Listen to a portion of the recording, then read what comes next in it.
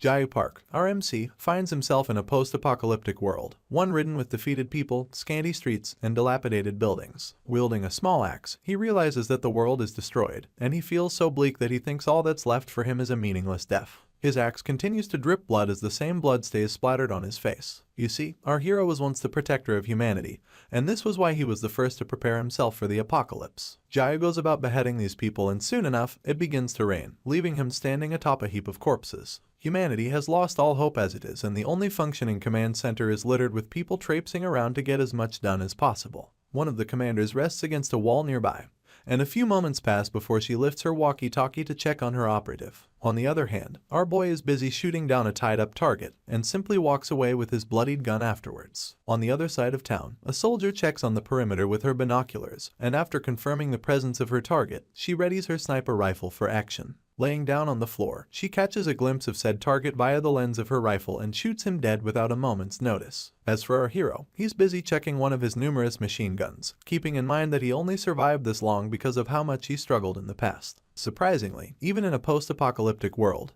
people find sources of entertainment. This is proven by the live form currently buzzing off of Jayu's laptop. His attention gets drawn to it when some keyboard warrior calls him out for posting rage bait, and more people continue to like the comment. Our boy's eyebrows gather in a frown after reading these comments, and he begins to type, readying himself to take on whatever the keyboard warriors throw at him. This is where the prologue of the story ends, and we head into the real chapter 1. The metropolitan city of Seoul is nothing if not beautiful, with its skyscrapers and elegant lakes. Magnificent 10-lane roads litter the city, and pedestrians go about their day-to-day on the sides. All of this halts when a mighty flash of light turns up above the city, followed closely by an explosion of equal magnanimity. The mushroom cloud of smoke envelops what was once a metropolis, and everything goes downhill from there. Emergency sirens begin to blare and helicopters begin to circle the city, but none of this disputes the fact that an enemy had struck them with a nuclear warhead. Truth is, things weren't always like this. It's 3 years before the nuclear attack, and our MC, Jayu Park, is walking down the street, thinking about how to make preparations in case an uncommon catastrophe hits the human race. At the time, it was a common topic, but only 2 types of people would actually prepare for such a thing.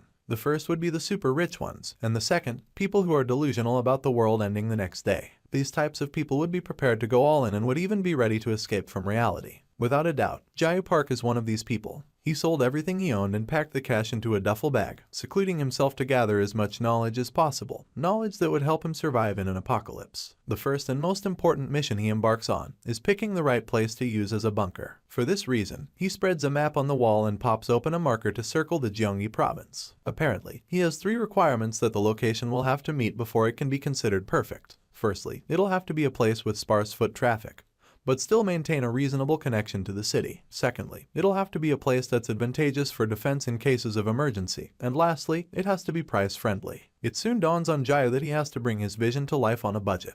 Luckily, he ended up securing a secluded spot near the Air Force in the suburbs of Seoul, but had to clear it up, seeing as it was in the forest. Anyway, as he goes about clearing it up, he comes across an old man who tells him that they should get along since they're now neighbors. Jayu has no idea what this old man is called, but is only certain that his last name is Kim. This makes him tag him as Old Man Kim. After clearing up the plot, he moves on to construction and hires a crew capable of helping him out. He announces that he already prepared all the equipment that they would need and goes a step further by offering to join them to work. As he works the excavator, he realizes that the crew members aren't too happy about him joining in. For this reason, he buys them all drinks and they share some food together. After doing this a couple of times, things begin to settle down. One day, while Jayu and the crew are busy bonding over drinks, Old Man Kim throws some sand on the head of one of them, surprising our hero while he's at it. After this, he gets to shouting at all of them, scolding them for drinking every day and causing a racket. He then asks if they have a permit for all the construction they're doing, and it takes all the respect the crew members can muster not to curse him into the ground. Our MC wonders if it's a countryside thing, seeing as he couldn't figure out the reason behind Old Man Kim's tantrum. On another occasion, the old man lies down in front of the excavator, leaving the driver to yell at him as he asks if he wants to get himself killed. In turn, Old Man Kim announces that they'll have to go through him if they choose to keep digging. One of the crew members grips an axe and threatens to put him 6 feet under, but Jayu is quick to tell him to calm down. He then grabs the axe from his worker and offers to deal with the old man himself should push come to shove. Obviously, our hero is not the most noble person, but just as his patience begins to grow thin, he witnesses something off. It's now 950 days to the nuclear attack and the sun is setting in Seoul. Jayu makes his way to his ongoing construction that evening, only to see some strange dude in a suit yelling at Old Man Kim. Apparently, the man thinks Gramps is being too difficult and would like him to hand over his land, going as far as offering to let the old man move in with him. In turn, Mr. Kim averts his gaze and tells him that he can't do that. This pushes the dude to scream in a bid to know why the old man refuses to sell the land. He gets so annoyed that he grabs Gramps by the shirt, and this is when we discover that the dude is Mr. Kim's son. This doesn't stop him from reminding his father that he gave his sister the good land, adding that all the old man has left is his useless house and the farmland. At this point, Jayu has come closer to the situation, so he witnesses the dude throwing old man Kim to the ground and shouting that he should at least let him have the land that's left. As immoral as our hero is, this doesn't sit right with him. The dude goes on about how he put up with his dad all these years and towers over him as he requests that the old man acts like a real father. Mr. Kim stays quiet, so his son raises his hand to slap him, wanting to know if he's going to hand over the land or not. Just then, Jayu clears his throat loudly to draw attention to himself. It works. The dude catches a glimpse of our hero almost immediately and meets his glaring eyes. This makes him put down the old man and curse under his breath. As he turns to leave, he yells at his father to make sure to give him the land before he dies lest he burn down the whole place. He gets into his car and drives away, announcing that this is the last warning he'll give the old man. Afterwards, our hero checks on Mr. Kim, spending the first few minutes in a comfortable silence. The old man then asks if Jayu would be interested in a cigarette, but he stays quiet, so Mr. Kim proceeds to ask if he has any parents. In turn, our MC tells him that they both died in an accident. The silence seeks to return, but Jayu doesn't let it. Instead, he wonders aloud about why the old man doesn't just sell the land and live elsewhere, seeing as it's too big for him to maintain on his own anyway. Gramps takes a few moments to mull it over and only admits that the land he gave his daughter was a useless plot just like the one our hero is digging up. He then points out that no one would have predicted that a 10-lane road would be built right in front of it. The old man rhetorically asks if our boy wants him to sell the land and move, keeping in mind that it's the same place where he and his late wife spent all their time together. After this memory comes to him, he announces for the umpteenth time that he can't move. To prevent any further discussion of the matter, he tells Jayu that he should leave, using how late it has become as an excuse. Our hero doesn't really know what he did for the old man, and still can't figure it out to this day, but the only thing he's sure of is that their short conversation opened up a 10-lane road to the old man's heart. He never disturbed their construction work after that day. The days go by pretty fast and the seasons come and go just as quickly. That's until the nuclear bomb goes boom in Central Seoul. Jayu can feel the reverberations from the explosion, and while the town gets thrown into chaos, the old man comes running to our boy's bunker. One would think he came for himself, but all Gramps wants is for our MC to help him locate his son who lives in Seoul. The look of desperation on his face makes it impossible for Jayu to turn him down, so he returns to his computer to do some digging. After a while of doing this, he returns to old man Kim to break some bad news. Apparently, it's too late for the old man's son, and upon hearing this, Gramps grips his hat and bows his head to hide his pain. Our boy goes on to warn him about another possible nuclear strike, adding that it'll be safer for the old man to come stay with him. In turn, Gramps pats his shoulder and turns down his offer, declaring that he can't just leave his home. He then thanks Jayu for the offer and turns around to leave. The apocalypse all started without any warning, so things are bound to go haywire. Take, for example, our hero's phone buzzing with a call from Wang-Soo Kim, one of the men who worked with him to build the bunker. A quick glance at the security cameras reveals that Wang-Soo is already in front of the bunker with his signature axe in hand. You see, the world has now become survival of the fittest, so those who are left unscathed are nothing but enemies if they seek to live through it. Unfortunately, old man Kim lacks the heart to continue, and goes on to take his own life by hanging himself. With this in mind, Jayu Park steps out of the bunker, wielding an axe of his own, and comes face to face with Wang-Soo soon enough. 852 days before the nuclear attack, Jayu and old man Kim went hunting. Gramps shot down a boar on his first attempt and the poor animal squealed upon impact. After this, the old man went on to ask if they got the beast and excitedly walked up to Jayu, who was crouched right beside it. Gramps was easily impressed with how big the boar was, and broke into a story about how he received a commendation for his marksmanship back when he was part of Special Forces. This piqued our hero's interest, so he looked into it later and found out that the old man really used to be part of the Defense Forces. That aside, Jayu also realized that a rifle would make for a useful weapon, but wouldn't be sufficient on its own. For that reason, his eyes were set on the nearby Air Force base where Korean and American soldiers alike were stationed. Apparently, hunters, the soldiers who were specialized in hunting down large monsters, were also stationed in the base. Our boy only saw the place as a joint to stockpile weapons in case of an apocalypse. He had a plan set in place, and it involved putting on protective gear and looting the base for supplies and weapons under the shadow of chaos. This was because our hero already deduced that the areas surrounding the Gyeonggi province would be prime targets for attacks if war were to break out. Just as he was awaiting the opportunity to strike, Jayu got an offer from the most unexpected place. One of his workers walked up to him and wondered aloud if he had any guns. The one who made this offer was none other than Wang-Soo Kim, And a month later, he doubled down, letting our hero know that there are tons of people like him in China. You see, Jiao already knew that Wang Su was a Korean who used to belong to the Chinese mafia, but he quietly listened as the man went on about how Western news hide the fact that a lot of Mongolian castles were destroyed by monsters. Apparently, Wang Su was certain that hundreds of millions of people died from the incidents, and that's why many others have been spending so much money building shelters just like Jiao. Our hero was also aware that Wang Su had given up the shady life and was only doing manual labor in Korea to earn some money, so he listened as the man advised him to arm himself since he already had the bunker part down. Jiao rubbed his chin as he mulled it over, and despite Wang Su's mannerisms seeming like he just wanted to show off his connections, he couldn't find a reason to turn down the offer. For this reason, he stretched out his open hand to shake on it, telling Wang Su that he would like to take a look at some merchandise once they rounded up construction. In turn, the ex-mobster shook his boss's hand and promised that he wouldn't regret it. Fast forward to the day of their transaction, Jiao arrived at the agreed-upon location much earlier than the others. He had paid a private investigation firm to do a deep dive into Wang Su, and they discovered that he was part of the mainland Shanghai triads. This wasn't just any gang, and they were not the people to play with. Unsurprisingly, they were also the ones Wang Su used to pull off the arms deal with our hero. Soon enough, the ex-mobster screeches his vehicle to a halt, steps out, and tells Jiao that he came quite early, all while blowing hot air into his palms. He then announced that his guys would arrive soon and urged our boy to wait with him. Jiao never cared about Wang Su's past or how he got the guns. All he cared about was that they got to him. The retired gangster spent the next few moments on his phone, and our hero noticed that he was talking to his daughter. He asked about the child, and the ex-mobster ruffled his hair as he revealed that the girl just turned 7. He then pointed out that she's quite the troublemaker, adding that he has no idea where she got it from. Their little rapport got interrupted when a white truck pulled up and honked from a nearby distance. Wang Su then announced that those were his guys and urged our boy to follow him. Together, they approached the arms dealers, who wasted no time putting a wooden crate in front of their latest customer. They went on to explain that within the crate lay 3 Type 56 assault rifles with 300 rounds of Type 7.62 and 3 magazines on the house. Of course, Jiao pulled the rifles out to check them for himself and confirmed that they were all in good condition, with no mechanism issues whatsoever. He then put down the last of them and watched as Wang Su conversed with his mafia buddies in Chinese. They seemed to have told him something weird because he abruptly stopped speaking and made his way to where Jiao was standing, leaning in with this ominous look plastered on his face. Our hero stayed as calm as a lake in a secluded village, and only listened as Wang Su tried to confirm if he planned to live alone in the bunker, adding that it's a lot of space for one man.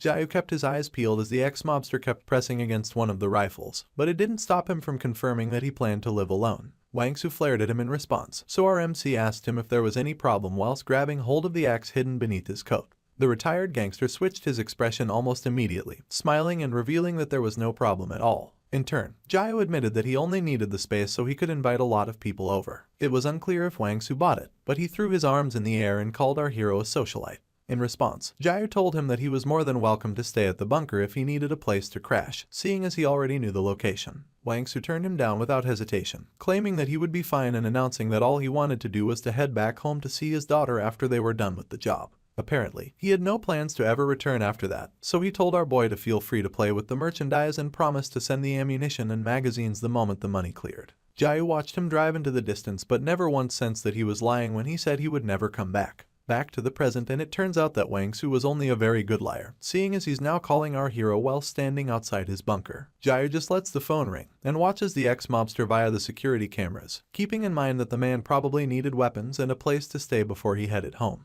The bad part is that Wang Su already knew a place where he could get these two things, so it was an easy choice to make his way to our hero's bunker. After pacing around the entrance and calling Jiao multiple times, our MC finally picks up the phone. They exchange pleasantries and he goes straight to asking the mobster if he needed anything. In response, Wang Su claims that he stopped by to hand over the ammo and mags, seeing as the money cleared pretty quickly. He then asks to know our boy's location. This is all the information Jiao needed to know that the retired gangster was here to cause trouble. With this, he ends the call, grabs an axe right off his table, and makes his way out, keeping in mind that the one good thing about this misfortune is the fact that his enemy came to the bunker alone. Jiao and Wang Su stand before each other, similar weapons in hand and similarly lifeless eyes attached to their heads. Our MC resolves to deal with this opponent while he's still alone, so he stays as calm as possible, waiting for the mobster to make the first move. As predicted, Wang Su rolls up his sleeve and dashes in our hero's direction, simultaneously swinging his axe in one swift movement.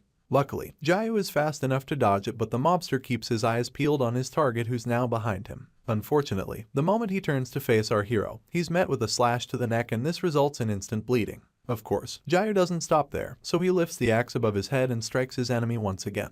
A defeated Wangsu begins to speak Chinese as he wonders what our boy is, coughing as he inquires if he is some sort of soldier or government agent.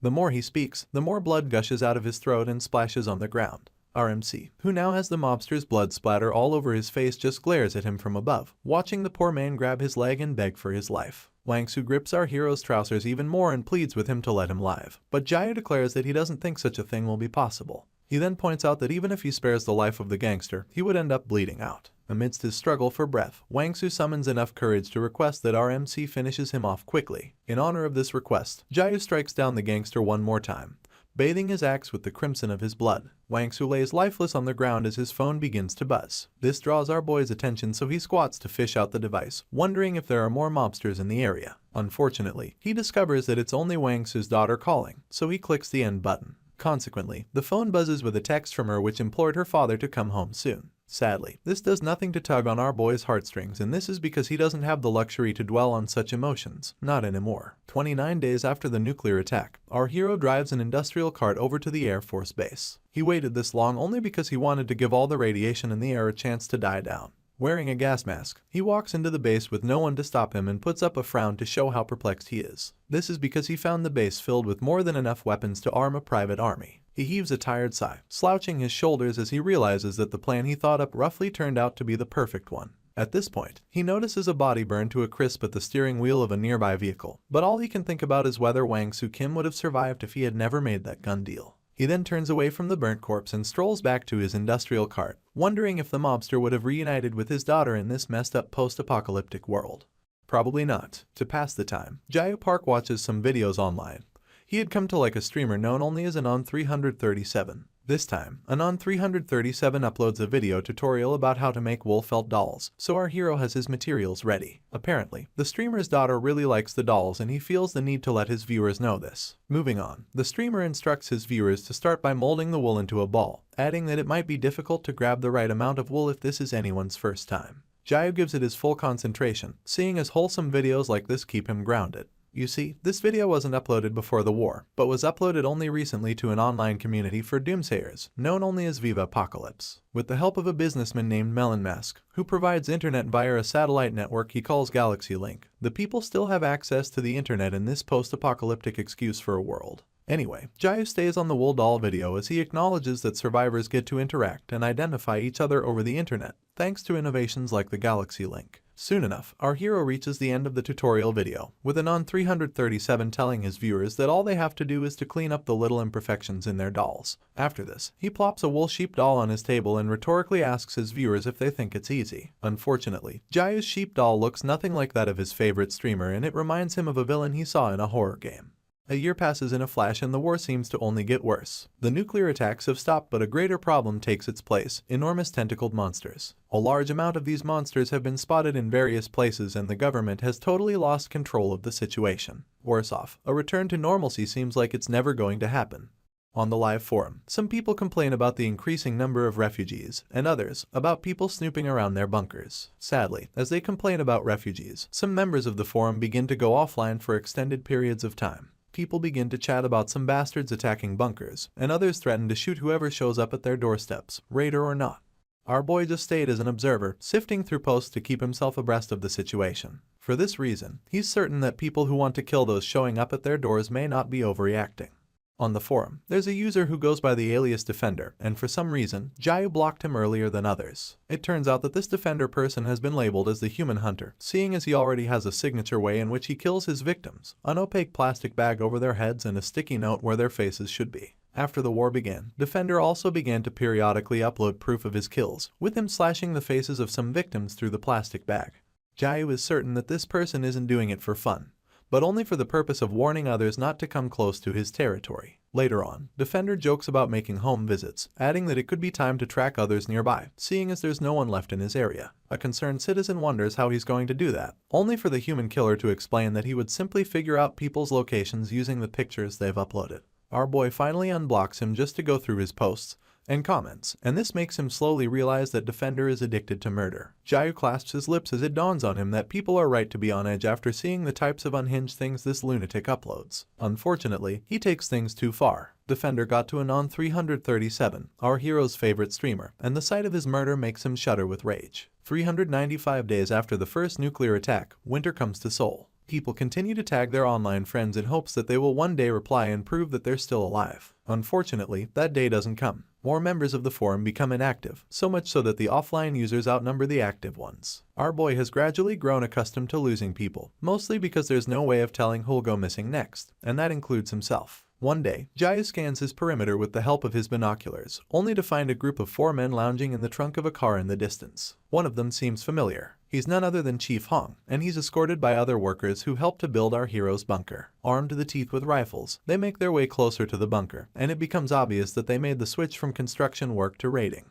Jayu just smirks and calmly strolls to where he stashed his artillery. He slowly pulls the door open and it creaks until it reveals enough weapons to arm a small village. Seeing as these men went out of their way to pay our boy a visit, he concludes that it's only right for him to repay them in kind. With this, he pulls out his trusty axe and resolves to wait for the raiders in the darkness. Right outside, one of the raiders wonders if they're in the right place, only for Chief Hong to assure him that he's sure. He reiterates that Jayu had claimed the place was going to be an underground concert hall, but he's certain that it's a bunker. As they come closer, one of the raiders realizes that the doors are open, so he wonders if someone was there before them. In response, the chief proposes that it could be a trap and advises his men to be careful. He then sends Min Jayu and Hyunbaeum to go check it out. The former goes with his shield and the latter wields his machine gun. Together, they continue to take decisive steps through the entrance until Min Jayu bumps into something. A closer look reveals boxes upon boxes of cigarettes, but this doesn't faze Hyunbaeum because he sees them as what they are, bait. From the door mouth, Chief Hong yells as he asks his boys if they can smell any rotting corpses in the bunker. They both sniff the air upon instruction and report back that they don't smell anything like that.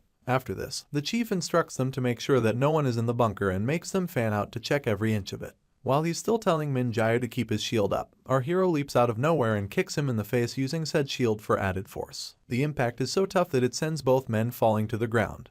But Hyunbaeum is quick enough to open fire the moment his back touches the ground. In response, Jayu throws his axe at him and instantly concludes that he's dead before the axe reaches its target. True to his conclusion, Hyunbaeum's brains splatter all over the place, pulling away Min Jayu's attention. Before he can refocus, our hero matches his shield once again, using it to hit his head and send him back on the floor. Covering the distance, our boy retrieves his now bloody axe from his last victim's head and presses Min Jayu down with his foot, leaving the poor man to beg for his life. With a deadpan look plastered on his face, our hero wastes no time swinging his axe once again. Afterwards, the chief comes calling, trying to figure out if his men are still alive. Jayu, who now has blood splattered all over his face, overhears this and goes closer to the entrance of his bunker, keeping in mind that he only has 3 enemies left to take out. Out in the snow, one of the raiders tells Chief Hong that he's heading inside, but gets told that he'll die if he does that. Instead of his idea, the chief asks if he brought the tear gas and urges him to use that to lure Jayu out of hiding instead. Little do they know that our hero has been eavesdropping the whole time. With this new information, Jayu acknowledges that the chief is a smart man, and to counter their plan,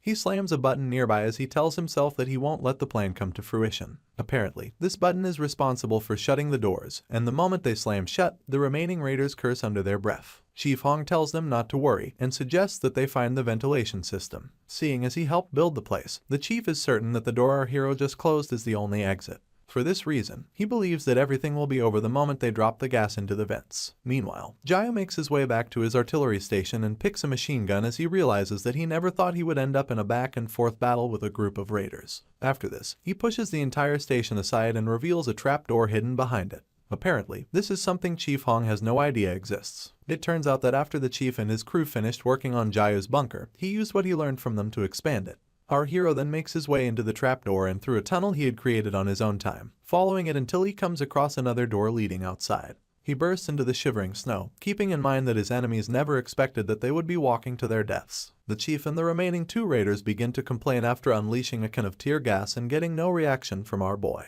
They're oblivious to the fact that their target is now behind a nearby tree with an assault rifle in his hands. They decide to open another can of tear gas in hopes that this one will drive him out, only for Jayu to suddenly open fire on the raider holding the can. Chief Hong has his mouth open from the shock and can only watch in horror as our boy blows a hole through the head of his second crewmate. Now left alone, the chief lifts both his hands in surrender, but our hero would like to know how many more raiders came with him. In turn, the man explains that he's the last one standing, but a skeptical Jayu presses the nozzle of his gun against his skull to ensure he's not lying. This time, the chief swears that it's just him, so our boy instructs him to carry the bodies of his crewmates and dump them in the truck they came with. Some time passes and Chief Hong finally loads the bodies into the trunk. But Jayu notices something that makes his eyes shoot open and his body shudder. He then shoves the chief aside and begins to search the trunk until he finds the exact doll that Anon 337 made. Without explaining himself, he strikes the chief's head with the back of his rifle, sending him falling on his butt upon impact. Jayu tells the man to start talking, drilling him to reveal what he did to Anon 337 and asking him if he killed everyone in his bunker. Still nursing his bruised face, Chief Hong tries to explain that it's all a misunderstanding. But our impatient hero just smacks him in the face once again. He goes on to grab his shirt, leaving the chief to reveal that they only met one man at the bunker, not to mention the fact that they weren't the ones who killed him. Jayu glares at the chief for a few moments, as though wondering whether or not to believe him, but ultimately, he asks Mr. Hong to take him to the bunker. The journey was shorter than he expected, seeing as they arrived at the bunker after driving for only 30 minutes. Still holding the chief hostage, our hero pushes him into Anon 337's bunker, acknowledging that this was where his favorite streamer made his videos. Sadly, the corpse of said streamer lay bloodied mere steps away from where our boy is standing. He begins to picture the culprit shooting down Anon 337, and the smirk that would come on his face makes our boy really mad. He then resolves that this is definitely the work of the human hunter. Jayu can't help but stare at the lifeless body of his favorite streamer, and this brings back memories and intuitions all at the same time. He recalls a time when Defender posted 2 deaths, alongside a caption about hoping that intruders just freeze to death. You see, our hero is well aware that anyone can gather more information from dead bodies than the public thinks. You can figure out the cause and time of death, the types of weapons used for the murder, and even the techniques applied by the liver. The icing on the cake is how a murder can be used to tell the killer's attitude towards death. A swift memory comes to him at this point, one where he's already dressed in a bulletproof vest and playing the role of team leader. He had come across some decomposing bodies and updated his teammate that he couldn't figure out anything about them. Despite the situation, he told them not to worry and declared that they had more than enough evidence. Unfortunately, he did this while staring at quite the number of dead bodies. Chief Hong still has his hands up when he calls our hero back to reality, quipping that he did all that was asked of him and wanting to know if he'll be let go. This doesn't sway Jayu's mind one bit, so he cocks his gun and points it at the chief. In turn, the man asks why, reminding our hero once again that he did everything that was asked of him. Taking things further, the chief explains that he did it all for his kids and reveals that they'll all die without him. He thinks Jayu wouldn't want something like that on his conscience, but our boy stays focused on his next victim, pointing out that the man must be confused. Our hero goes on about how he never planned to let any raider live, especially since they know where he calls home. With this, he tightens a silencer on the nozzle of his rifle and makes it clear that someone else had already played the kid's card. The next sound that follows is a literal bang, seeing as our boy adds another corpse to the pile before returning to his bunker. Luckily, Seoul finally experiences a sunny day and Jayu uses the opportunity to do his laundry. He particularly likes warm days because they let him forget about fuel consumption or the worries of being cold. He just sits beside his drying clothes and basks underneath the sunlight in peace. Unfortunately, any relaxation one gets in this post-apocalyptic world also comes with equal risks. Proof of this is the drone floating above Jayu's head as he attempts to enjoy a moment of peace. Someone tagged Dongtenum had come on the live forum to talk about seeing the same drone and how the raiders were using a welding torch to make their way into his home. He's speculated to live in a high-rise building in southern Gyeonggi province, and because he had no way to defend himself, this bastard threatened to take out the entire Dongtan area with 10 tons worth of TNT. Of course, a post like this was received in different ways, and despite sharing info on the raiders, other survivors in the Dongtan area were pissed off to see it. The post also taught Jayu that the tactics being used by these raiders were evolving, not to mention the fact that they might also have accounts on the forum. For this reason, information that others post in order to seek help could easily put them in danger. That day, all of the users of the forum learned that whoever had no way to defend themselves would not survive. Soon enough, the idea of forging a collective springs up and the survivors begin to prepare, in their own way, to fight back against the enemy. As expected, our hero's line of thought was the exact opposite. This is because he's certain that human selfishness is the root cause of all the problems, and thinks that these people will only be able to stop the raiders once or twice. Apparently, forging a group will make them more noticeable, and this will cause their downfall should they encounter an even larger group. Jayu believes that armed conflict should be the last resort, and that staying concealed should be the priority. This is why the area he picked is perfect. It's a desolate piece of land that raiders and wanderers have no reason to be around, and it just so happened to be plagued with mutated wild dogs. Worse off, the nearest downtown area is rumored to be teeming with radioactive zombies, but there's also a rumor about a certain survivor taking them out using her sniper rifle. In all of this, there's one thing our hero puts above all else, and that's the fact that no enemy force lasts forever. Some raiders are stationed near Jayu's area, and it turns out that some fat dude on the crew is the one in charge of the drone.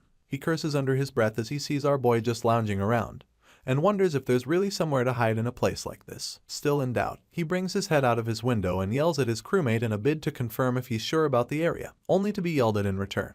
His crewmate asks him how anyone would mistake a military base for something else, and asks him if he's sure he's using the drone to check out the right area. In turn, the fat man curses at this crewmate for being rude and promises to take his share of the profits if this trip turns out to be a waste of gas. While circling the area, his drone comes across a woman in military uniform, stationed on the high floors of a complex. The fat dude can't help but leer at her, and begins to wonder if her uniform means she's American. He then turns around and announces that he has found their next prey, but is welcomed by his crewmates yelling for help. Unfortunately, ferocious mutant dogs have sniffed out their location and are now having their way with as many of the men as possible, and by that, I mean biting their heads off. Blood and chaos erupt immediately, and the fat man watches with as much horror as a kitten trapped with a crocodile would show. Up next, he troubles the driver to step on it, and when asked what would happen to the others, he screams that they're already dead. Mid-sentence, one of their teammates gets thrown on the hood of their vehicle with his neck spilling blood. This makes it quite difficult for the driver to see in front of him, and ultimately, he crashes into a streetlight. The fat man dies the moment they make impact, leaving the driver as the last survivor. In turn, he tries to pry the car door open, but it's practically pointless, seeing as a mutant dog had caught up to them already. With its glowing red eyes, it lets out a low growl and dives towards the driver's head. And then there were none. It's now 458 days post-nuclear attack and a week since the mutant dogs had their feast. An aerial picture of the raiders' truck turns up on the forum with captions about how they must have been dog food by now. The news was posted around the same time that the outrage caused by Dongtanum's post was just beginning to die down. Staring at his screen, our hero realizes that the base of these mutant dogs is pretty close to his location, but is easily distracted when Dongtanum, who everyone thought was dead, posted again after weeks. Everyone was beginning to hate him, only for him to come out of hiding to post another attention-seeking ensemble. Apparently, he would like everyone to believe that he's not joking around this time, and reveals that he's actually in Guangzhou, not Dongtan. He goes on to beg anyone in the area to come to his aid, and threatens to blow up the place just like he threatened the first time.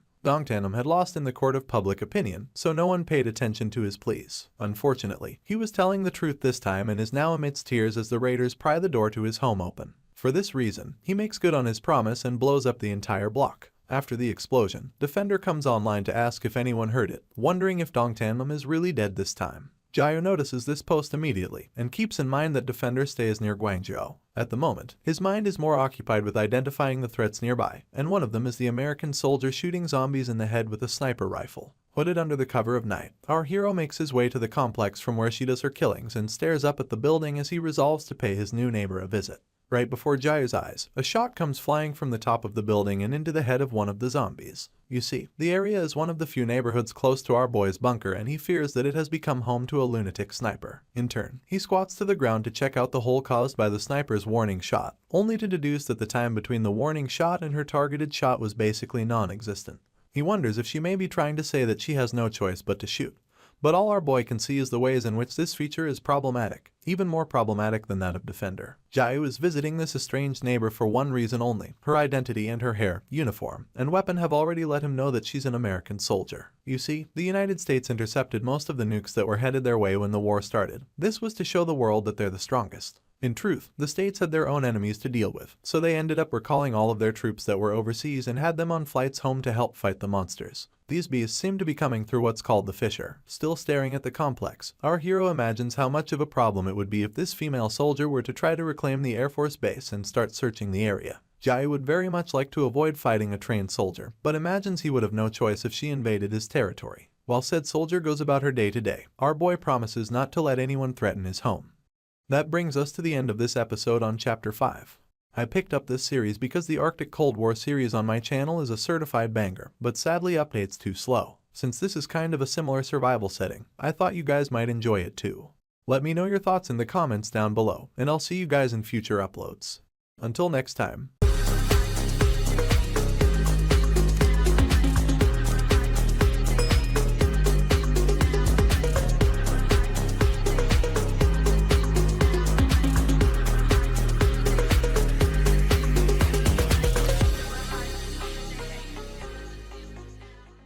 It is now 481 days since the nuclear war began. Jayu Park is still busy doing recon on his new neighbor by spying on her with his binoculars. He had studied her for some time, and like clockwork, she stopped shooting zombies at the same time every night. That time is now, so our hero concludes that it must be when she goes to sleep. Considering that it must be the best time for him to approach the building, he finds that the entrance is barricaded. The only other way that he finds effective in such a situation involves infiltrating the middle floor from the building next to it. With this in mind, Jayu jumps from the neighboring building and barely grabs onto the edge of the middle floor. He heaves a sigh of relief because it is obvious to the blind that he made the jump by sheer luck.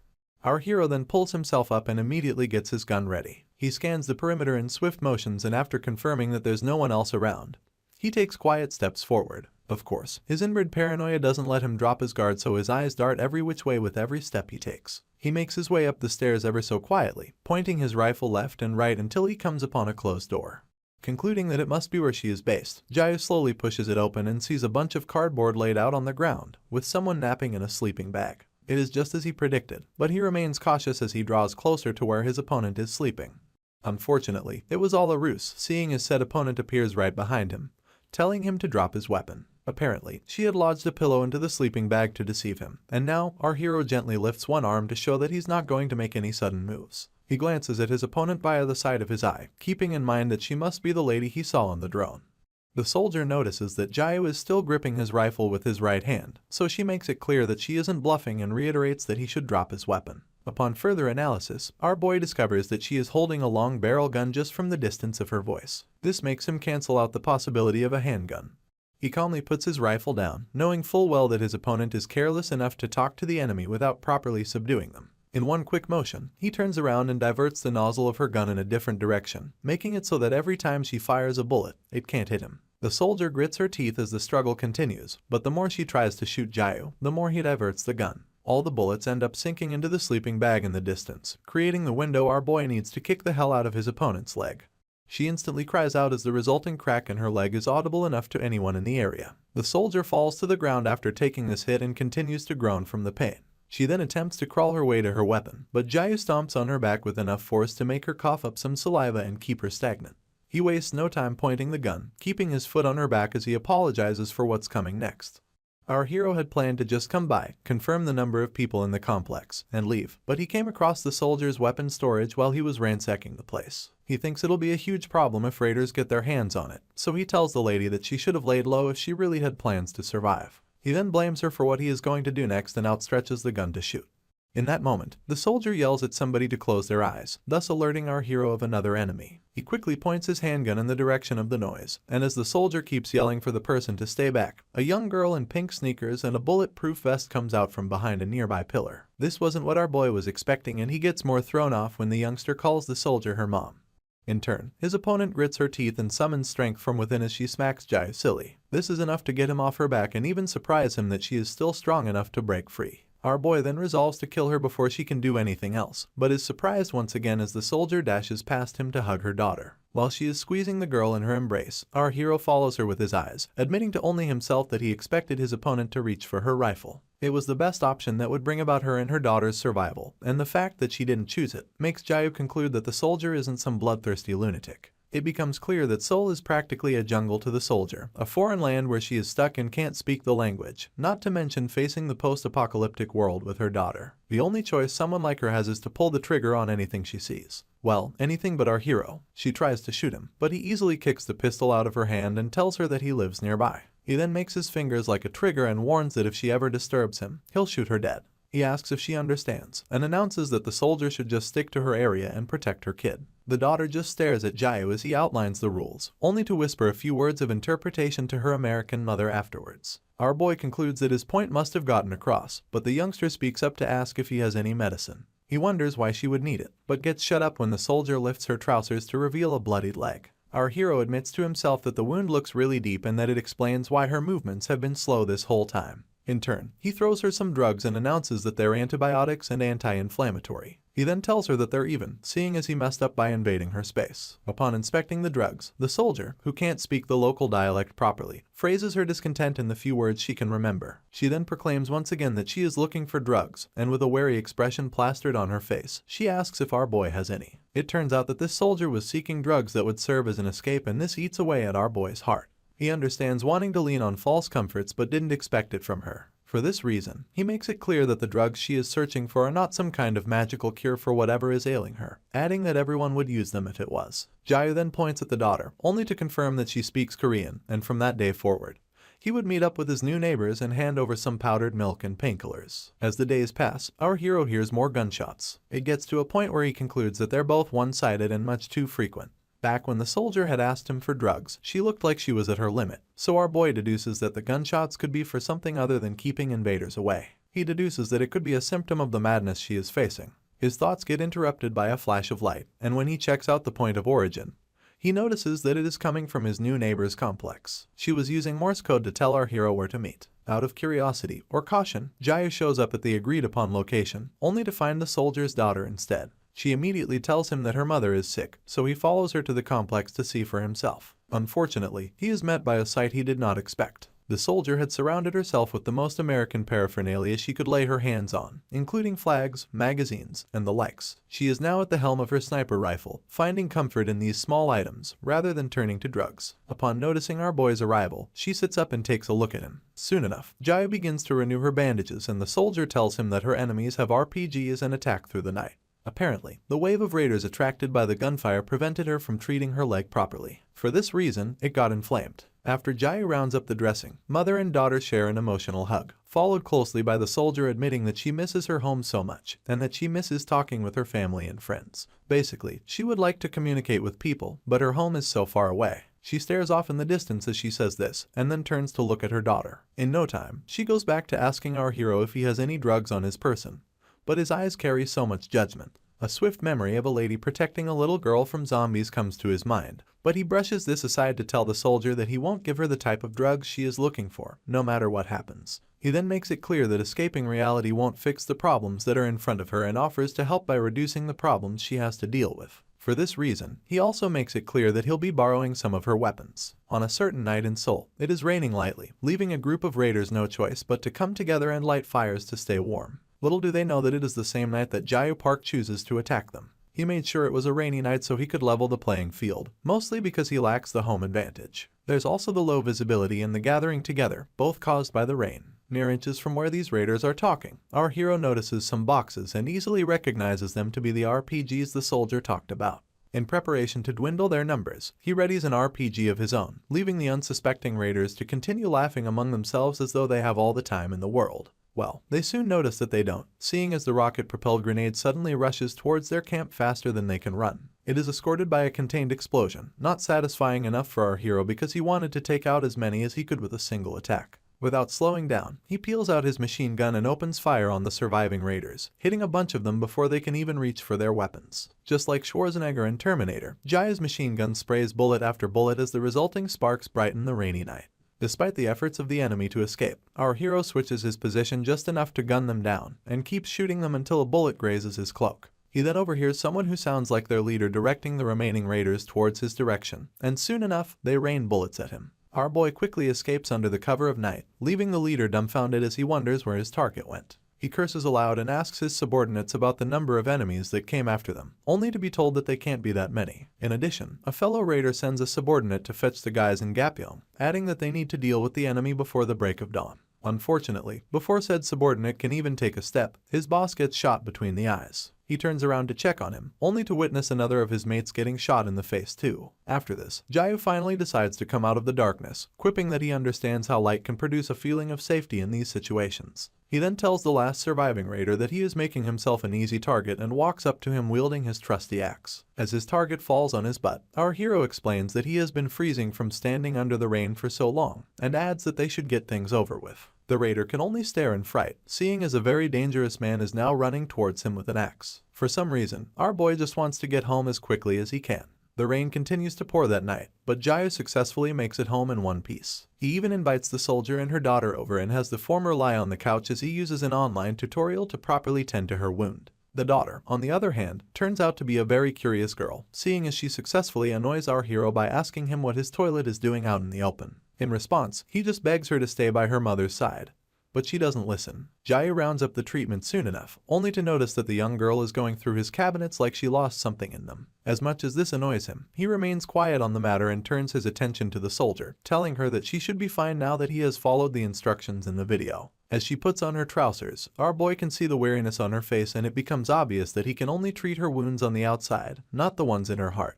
Just then, his eyes dart to his laptop and he has an epiphany, making him think that there's a drug that can fix the heart of the sniper after all. He calls her attention to his laptop after this and shows her Viva Apocalypse, the forum which he has been chatting on, but instead of the Korean side of it, he hooks her up with the English. In truth, the English site is the main site and has many more users than the Korean version. In turn, the sniper confirms if it is connected to the US and swallows her saliva as our hero confirms it. He then tells her to try leaving a comment, so she gets to typing under our boy's handle, Skelton. She just says hey and signs it with a smiling emoticon. Soon enough, people reply to her, wondering why she is smiling, and the responses bring a little life back into the soldier. Time passes and the second Christmas after the apocalypse arrives. Our hero is busy sipping a cup of coffee as he plays a Christmas game put together by a former game developer. Apparently, it allows all the users to decorate each other's trees online and has been a huge hit with the virtual community. Of course, Jai's tree is empty, mostly because he is not that popular, but the trees of other popular users are filled with a lot of comments. Even Defender comments that he'll kill any criminal he catches, and Jai chuckles because almost every comment on Defender's tree is about murder. Amidst this cute moment, a walkie-talkie beside him crackles to life, with the soldier's daughter asking if our hero can hear her. He calls her Sue and asks for her mother's location,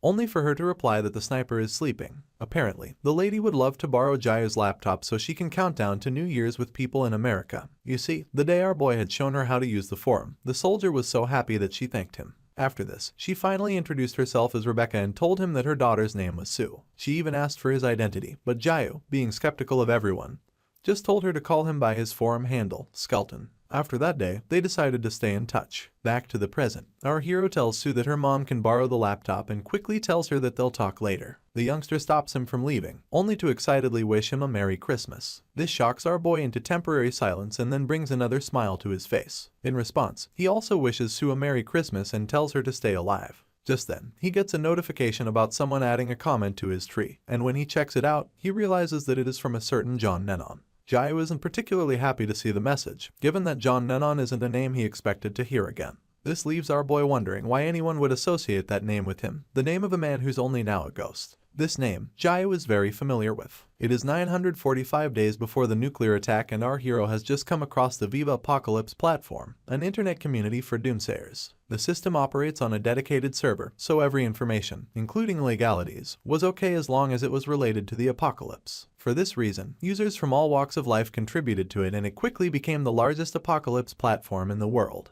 Meanwhile, Jai was bored just sifting through the comments, seeing as it doesn't seem worth the money he had to pay. People would come online to lament about how the rich shouldn't complain, and it leaves our hero wondering why he paid to watch a bunch of whales throw money around. He joined the platform because he didn't know where to start, but now he realizes that there's nothing useful on it. Just as he wishes he had invested the cash into his bunker, he comes across a comment that catches his attention. He takes a moment to read the title, and ends up leaning closer to his computer. A certain John Nennon had posted something about the importance and uses of a dummy bunker, stating that they're enormous for long-term survival. He also mentions how to connect the dummy bunker to the main one just to use it for surveillance and engaging would-be intruders. At this point, Jaya begins to read the piece out loud, especially the part where John Nennon mentions preparing C4 in case someone breaks in, adding that they can deal with potential intruders with only the press of a button. Our hero can't help but admit that all of this man's other posts are also helpful, not to mention the fact that his thinking is way ahead of Jayu's, but their survival philosophy is exactly the same. With this, our hero grows an interest in John Nennon and goes searching for the kind of person he is. Of course, others began to notice him too and he lit a fire within the community. A man with his unique insight into every field easily causes speculations about his identity, and our hero keeps his eyes peeled for any more information. In due time, John responded to the speculations in quite the weird way, covering his face with a post-it note reading John Nennon verification. The form of identification he put forth states that he is a hunter, and this piques John's interest even more. As it turns out, strange phenomena known as fissures occurred in various parts of the world over a decade ago. Not long after that, monsters began to pour out of these fissures, causing the governments of the world to establish a branch capable of dealing with this new threat. These people were known as hunters and they were professionals specialized in eliminating monsters. One day, a giraffe-like beast with 4 sets of teeth where its head should be showed up through the fissure, alongside a host of other monsters. The hunters spoke amongst themselves as one of them warns the other about the detected monsters and announces via the radio that they are about to begin the elimination process. This was a team of select hunters, but they raised heavy machinery against these beasts and began to take them out. Together, they opened fire on the giraffe monster as it reared its numerous teeth. Unfortunately, the moment they rounded up with it, the ground began to rumble, a telltale sign that the fisher was about to unleash yet another monstrosity. Someone who looked very much like our hero was among this select team. Although shrouded in darkness, his trusty axe gave him away. True to their suspicions, a fisher appeared in the sky and Jayu alerted his teammates about the incoming monsters, which turned out to be wyverns. Although the identities of top-ranking hunters were considered a state secret, they remain professional soldiers with the credentials to back it up. Back to the present, or the past, our hero just stares at John Nennon's hunter ID and instantly concludes that he is not at the top-ranking level. Regardless of this, the ID added to his credibility. With a vast wealth of knowledge and a hunter license that people would only see in TV shows, John Nennon quickly became the top figure within the community. The more attention you draw, the bigger a target you become. At least, it is what happens with John. You see, the more popularity and influence he gained, the more haters he got. And soon enough, they used whatever they could come up with to attack his posts. One of the trolls accuses him of posting a fake license just because he covered his face, and our boy reads this as he digs into a bowl of ice cream. He views the comments as weak and concludes that none of them can put a dent in John's reputation. This is because Jayu refuses to believe that John is foolish enough to respond to these people. Sadly, our hero gets a reality check so great that he pauses his ice cream to confirm that he is seeing right. It turns out that John did respond, and even did so with a mirror selfie and a self-absorbed caption. Of course, the people used this opportunity to eat him up, complaining that he could give up his identity over such a small matter. Some call him a jackass, and others refer to him as average as hell. Basically, the community turns on him almost immediately, and things get worse when it gets revealed that he is a D-rank hunter. Seeing as it is the lowest rank, the internet trolls have a field day with this information. Jayu, on the other hand, thinks that John should have stuck to making informative posts, and stops worrying about him because he did it to himself. Surprisingly, the low-ranking hunter doesn't stop there. He goes on to post an invite for an offline meetup, and our boy can only see this as a more direct approach. Fast forward to 600 days before the nuclear attack, and the first offline meetup takes place. John Nennon laughs loudly as he tells everyone that his real name is Sang Hyogu. By everyone, I mean 10 people including Jayu Park. Their host announces that the 9 of them should get all-you-can-eat pork belly for themselves and adds that he won't be eating because he is on a diet. Unfortunately, this plan won't work, given that the owner of the restaurant is some grumpy old lady who tells him that he has to order if he plans to stay. Sang Hyo seizes this opportunity way too easily and munches on his meal like he has been starving for days. Not long after this, the older and wealthier members get up to leave, looking more disgusted than ever. Jayu, like most times, remains unimpressed. He stays anyway and listens to Sang Hyo go on about how a war is coming and how his money is on China starting it. He then brings up the fact that there are way too many fishers in the world at the moment, not to mention the high levels of internal conflict that the higher-ups are claiming is out of control at this point. As the D-rank hunter continues to drink his butt off, he shares information that any well-meaning person would have figured out even if they weren't hunters. With his cheeks red as strawberries in bloom, a half-drunk Sang Hyo announces that he doesn't think he and our hero have been properly introduced. In response, Jayu introduces himself as Skeleton, thus reminding the D-ranker to ask about his ongoing bunker construction. Our hero opens up about running into some trouble and bows his head as he adds that it is quite difficult to find a trustworthy company to install a fuel tank.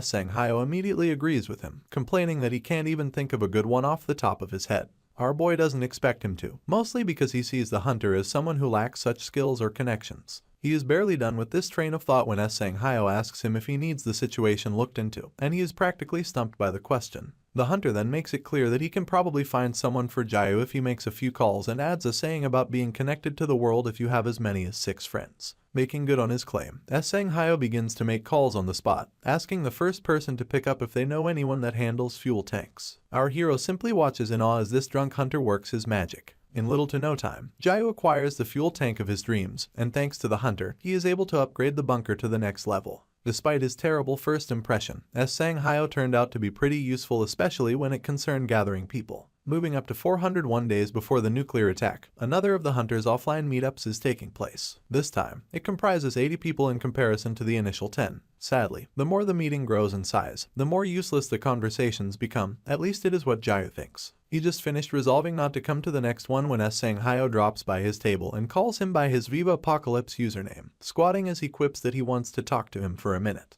Our boy follows him outside the restaurant, asking himself what the hunter could possibly want. It is at this point that said hunter lowers his voice to the extent that it becomes a whisper and quips that he has been meaning to ask if Jayu Park is a hunter. In turn, our hero just glances in his direction, his face remaining as emotionless as possible. Our MC tries to confirm if Hayo meant to ask him such a question, only for the hunter to claim that he feels like he has seen Jayu somewhere before. Seeing as our boy stays silent, Hayo presses him, pointing out that he must be right about his assumptions. In turn, our hero mulls it over for a short moment, putting into consideration the fact that he could probably talk his way out of the situation, and just when he opens up about actually being a hunter, Hayo is nowhere to be found. A quick glance around and he finds some other doomsayers dragging away the hunter and bombarding him with news of a reporter coming around to interview him. When Hayo tells him to wait, the doomsayers ask if he was talking to Jayu, adding that he should head on inside if the topic of discussion isn't important. The hunter tries to stall for time, but this doomsayer asks him if our hero is someone important and points towards the totally hot reporter as he wonders if our boy is more important than she is. Of course, one look at her and Hayo gets smitten into silence, leaving our hero to watch him change his mind and claim that they weren't discussing anything important. In turn, he quips that our boy just reminded him of someone he knows and the other doomsayer wonders if he is just a friend or another hunter. Unfortunately, he gets swept up by the attention, so Jayu glares at him and makes his way out of there. That was the last time he ever saw John Nenon in real life, and after that, he became even more popular. He was introduced as a representative of Viva Apocalypse on many shows, and even as a doomsday expert. He gave lectures and ended up using the fame he gained as a doomsday salesman to catch the waves at the right time. With this, he opened a consulting firm for doomsday preparations and met with people from various walks of life who make good use of his services. Things seem to find their balance, with Viva Apocalypse being the main source of Hayo's success. He notices that the people on the forum practically treat him like a god, so he firmly believes that they'll follow him completely. It is too bad that this same faith will eventually lead to his downfall. It is as though fate was waiting for him to drop his phone before a subordinate of his sends a message about someone posting a negative accusation on the forum. The person curses John Nenon and accuses him of being a scammer who plagiarized off the Euro board. Once again, our boy is busy digging into some ice cream when the war against Hayo begins. Only this time, the armchair detectives and cyber investigation squad had done their homework, thus bursting John Nenon's bubble in an instant.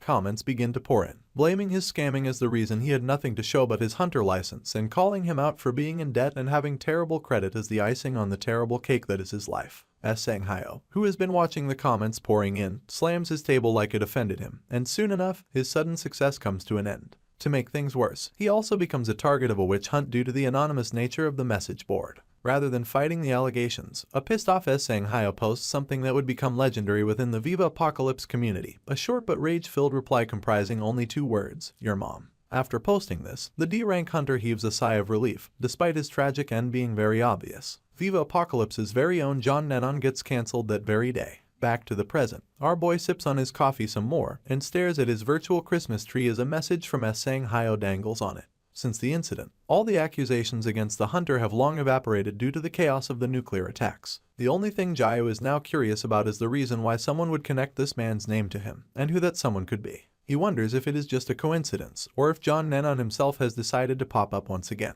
With this in mind, he leans closer to his laptop and types a message to someone using the handle Fox Games, asking the person if he knows who left the message on his tree. Our boy's eyebrows can't help but furrow as Fox Games replies in the vaguest way possible, asking him if he is curious. Apparently, Fox Games is the one who created the Christmas tree game, and our hero just sits in front of his laptop thinking of a way to reply to him. He just lounges around until another text comes in, and it happens to be Fox Games claiming that he found the sender. He asks if our hero recognizes the name 180 centimeters, and Jayu immediately types back that he has never heard of such a person. He didn't know it at the time, but this simple moment of curiosity would lead to an unexpected meeting. Later on, our boy tunes his radio until it picks up a frequency with an announcement from the National Committee for Overcoming the Crisis. Apparently, their members have re-established the National Emergency Management Agency in preparation for the upcoming election.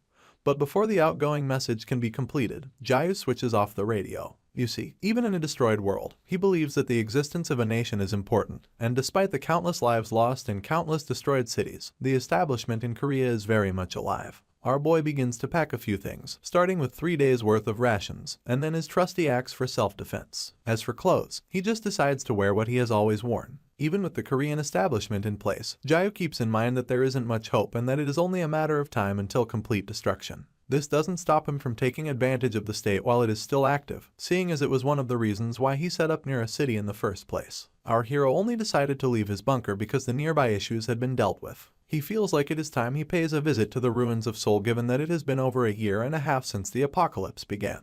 Jayu Park sets out on a bicycle, navigating his way through countless rubble. Not much happens on his way to Seoul, but he feels complicated and conflicting emotions as he sees it in ruins, a sense of nostalgia for what it once was. As he crosses the welcome sign to Songpagu, a feeling of melancholy sets in as well, mixed in with a sense of relief and vindication for surviving as long as he has. Coming across people cuddling on the open streets, Jayu gets off his bike to take a proper look around. He then notices some uniformed men with gallons of gasoline standing in front of a heap of human corpses. Before his very eyes, they set these lifeless bodies ablaze, and all he can do is watch helplessly. Skyscrapers suffered the brunt of these nuclear attacks, so the one housing the National Committee for Overcoming the Crisis wasn't met out. Our hero arrives outside the building soon enough and meets up with the lady at the supposed front desk. She unexcitedly tells him to file a general complaint or reports of crime at the other window, only for Jayu to tell her that he has come to see director Sheng-Hoon Lee. She still doesn't seem moved, so our boy taps his special hunter license and quips that he understands the director is in charge of disaster rescue. In turn, he politely asks that she tell him that it is Jayu Park from his military academy days, and then flashes a smile. The National Committee for Overcoming the Crisis, NCOC for short, has been dedicated to the management and restoration of the country. This committee has members of the Korean military and administration, as well as former graduates of the Hunter Military Academy as its core. Sang-Hoon Lee was a former hunter and is now the director of NCOC, so the mention of his name grabs the attention of the lady at the front desk. She tells our hero to give her a minute, but his mind is more preoccupied with thoughts of whether or not a certain person would want to see him. He swipes the thought aside as he tells himself that what's important is that he has connections to a director-level person. He is still planning to sneak off while the clerk is away when a stranger approaches him and asks for a word. With both hands in his pockets, our hero wonders what this bespectacled soldier wants to talk to him about. In turn, the soldier mentions the situation on the front lines, adding that he is certain our boy knows what it is like. He then reiterates that they need every able-bodied person available with the growing intensity of the battles. Before the soldier can round up his request, Jayu Park heaves a tired sigh, turning him down and announcing that he is retired. This is because our hero does have a rough idea of what the front line is like. Based on the nature of the ongoing war, quality is more important than quantity, so rather than picking any Tom, Dick, and Harry, the military wants to recruit healthier individuals. In our hero's mind, none of it matters, seeing as they're all being sent off to their deaths anyway. His thoughts get interrupted by the bespectacled soldier, who goes on about hearing that our hero used to be a hunter. Annoyed, Jayu buries his face in his palm and then lifts it to ask if Director Lee sent the soldier after him. In response, the man quips that it was a certain committee member named Daram Kim. Silence falls upon the hallway for half a second before our boy asks the soldier if Daram Kim is really a part of the committee, given that it wasn't a name he wasn't expecting to hear. Long before the nuclear war, when Jayu Park was still a hunter, he and Daram Kim were out on a mission. He told her not to bother about what others would say and added that she would be forgiven as long as she showed results. Finally looking up, our boy told her that it would be the case within their world at least. Back to the present. He steps into Daram Kim's office and she instantly mentions that it has been quite a while, calling out his name as if to prove that she still remembers it. Our hero stays quiet as he catches a glimpse of the picture of her family mounted on her desk. In turn, she promises to cut to the chase only because he knows his type of person, and intertwines her fingers as she tells him that they need him to partake in a monster hunt. Jayu wants to know why he should do that, but his friend already knows that he would like to avoid getting conscripted. For this reason, our hero reminds her of their pact to never serve again. But she blindsides him with a question about whether or not he thinks that's applicable given the current state of the world. In response, he tells Daram that he left because he never wanted to do that kind of work again, so she adds that it is also a request from director Sang-Hoon Lee. Upon hearing this, our hero wonders why he would request such a thing, only to get told that the director holds no ill will towards him. This is because he is much too busy to worry about personal stuff. Daram then bites her lower lip as she points out that being in a higher position allows you to see the world in a different perspective. She gets over this moment of weakness almost immediately and asks our hero if he is aware of what happens on the front lines on a daily basis. Jayu stays quiet, but his mind can't stop showing him images of every gory thing that happens there, from being attacked by zombies to being used as a monster's next meal. If anything, he knows too much about the front lines and just the thought of it leaves him clenching his hands in his pockets. Daram averts her gaze as she apologizes, and then follows up by asking if our hero has heard about the Tempest Group. Apparently, Chairman Peng Ho-ji promised to mobilize his employees to deal with the monsters, but is still lacking in manpower. This is why they requested help from the NCOC. Seeing as they also don't have people to spare, Daram taps a contract on her desk and tells Jayu to just go there and put on an act. He listens with rapt attention as she explains how she'll make sure he doesn't see the front lines for as long as she is alive. In response, he simply thanks her for the gesture, leaving Darum to look him head to toe and admit that he is the only one who still hasn't changed after all this while. With this, she promises to call him later and both parties part ways. Some time ago, our hero had come across a discussion thread about what would happen to the family-owned conglomerates should the world come to an end, given that it is something every Korean has wondered at least once. Someone had even discovered the location of Cheolju Park, chairman of the Seokju Group, and revealed that he has his own ecosystem complete with enough food to last over 30 years. A closer drone shot revealed that the man had a mini golf course on the property, and Jayu was so intrigued that he admitted to anything being possible if he just had enough money. It was obvious that the owners of most big groups would abandon ships to protect themselves and their families. It was what most of them, seeing as it is the most reasonable course of action in a post-apocalyptic world. The Tempest Group was one of the exceptions, and they even put together a proposal to go after monsters. The gig that our boy signed up for with this group would take place a month after his meeting with Darum Kim, and the group headquarters is an incomplete building designed and built by world-class British architects. They couldn't finish it because of the nuclear attacks, so even the power to the building was cut. For that reason, our hero is now going up to the 55th floor via a construction elevator and promptly freezing his butt off. He finally arrives at the entrance to the executive boardroom and can't help but hug himself to keep the cold out. Apparently, the boardroom was a place that only the elite were allowed to enter, and when our boy makes his way inside, he realizes that it is still the same to this day. He stands before a host of top officials, and immediately notices that Director Lee Won even turn around in his chair. He also notices that everyone present had on their employee ID, so he wonders what that's useful for when they don't even have electricity. He is all the more disturbed as he wonders if these people are even getting paid. Our boy has to stop all this thinking when he is approached by one of the employees who goes straight to mentioning his name and pointing out that he was formerly a hunter. Jayu tries to shake hands and exchange pleasantries but is literally left hanging as the man asks for his rank. Ashamed, our hero just quips that he was a D rank and gets asked if he has any battle experience. After revealing that he participated in a few battles but was never on the main force, the employee wonders which countries he was stationed in. It turns out that he only served in Korea, so the man switches topics to discover the amount of information our boy knows in relation to the gates. He soon finds out that it was above Jayu's pay grade, so he just stares at the information he has gathered and shuts the door as he tells our boy to wait outside.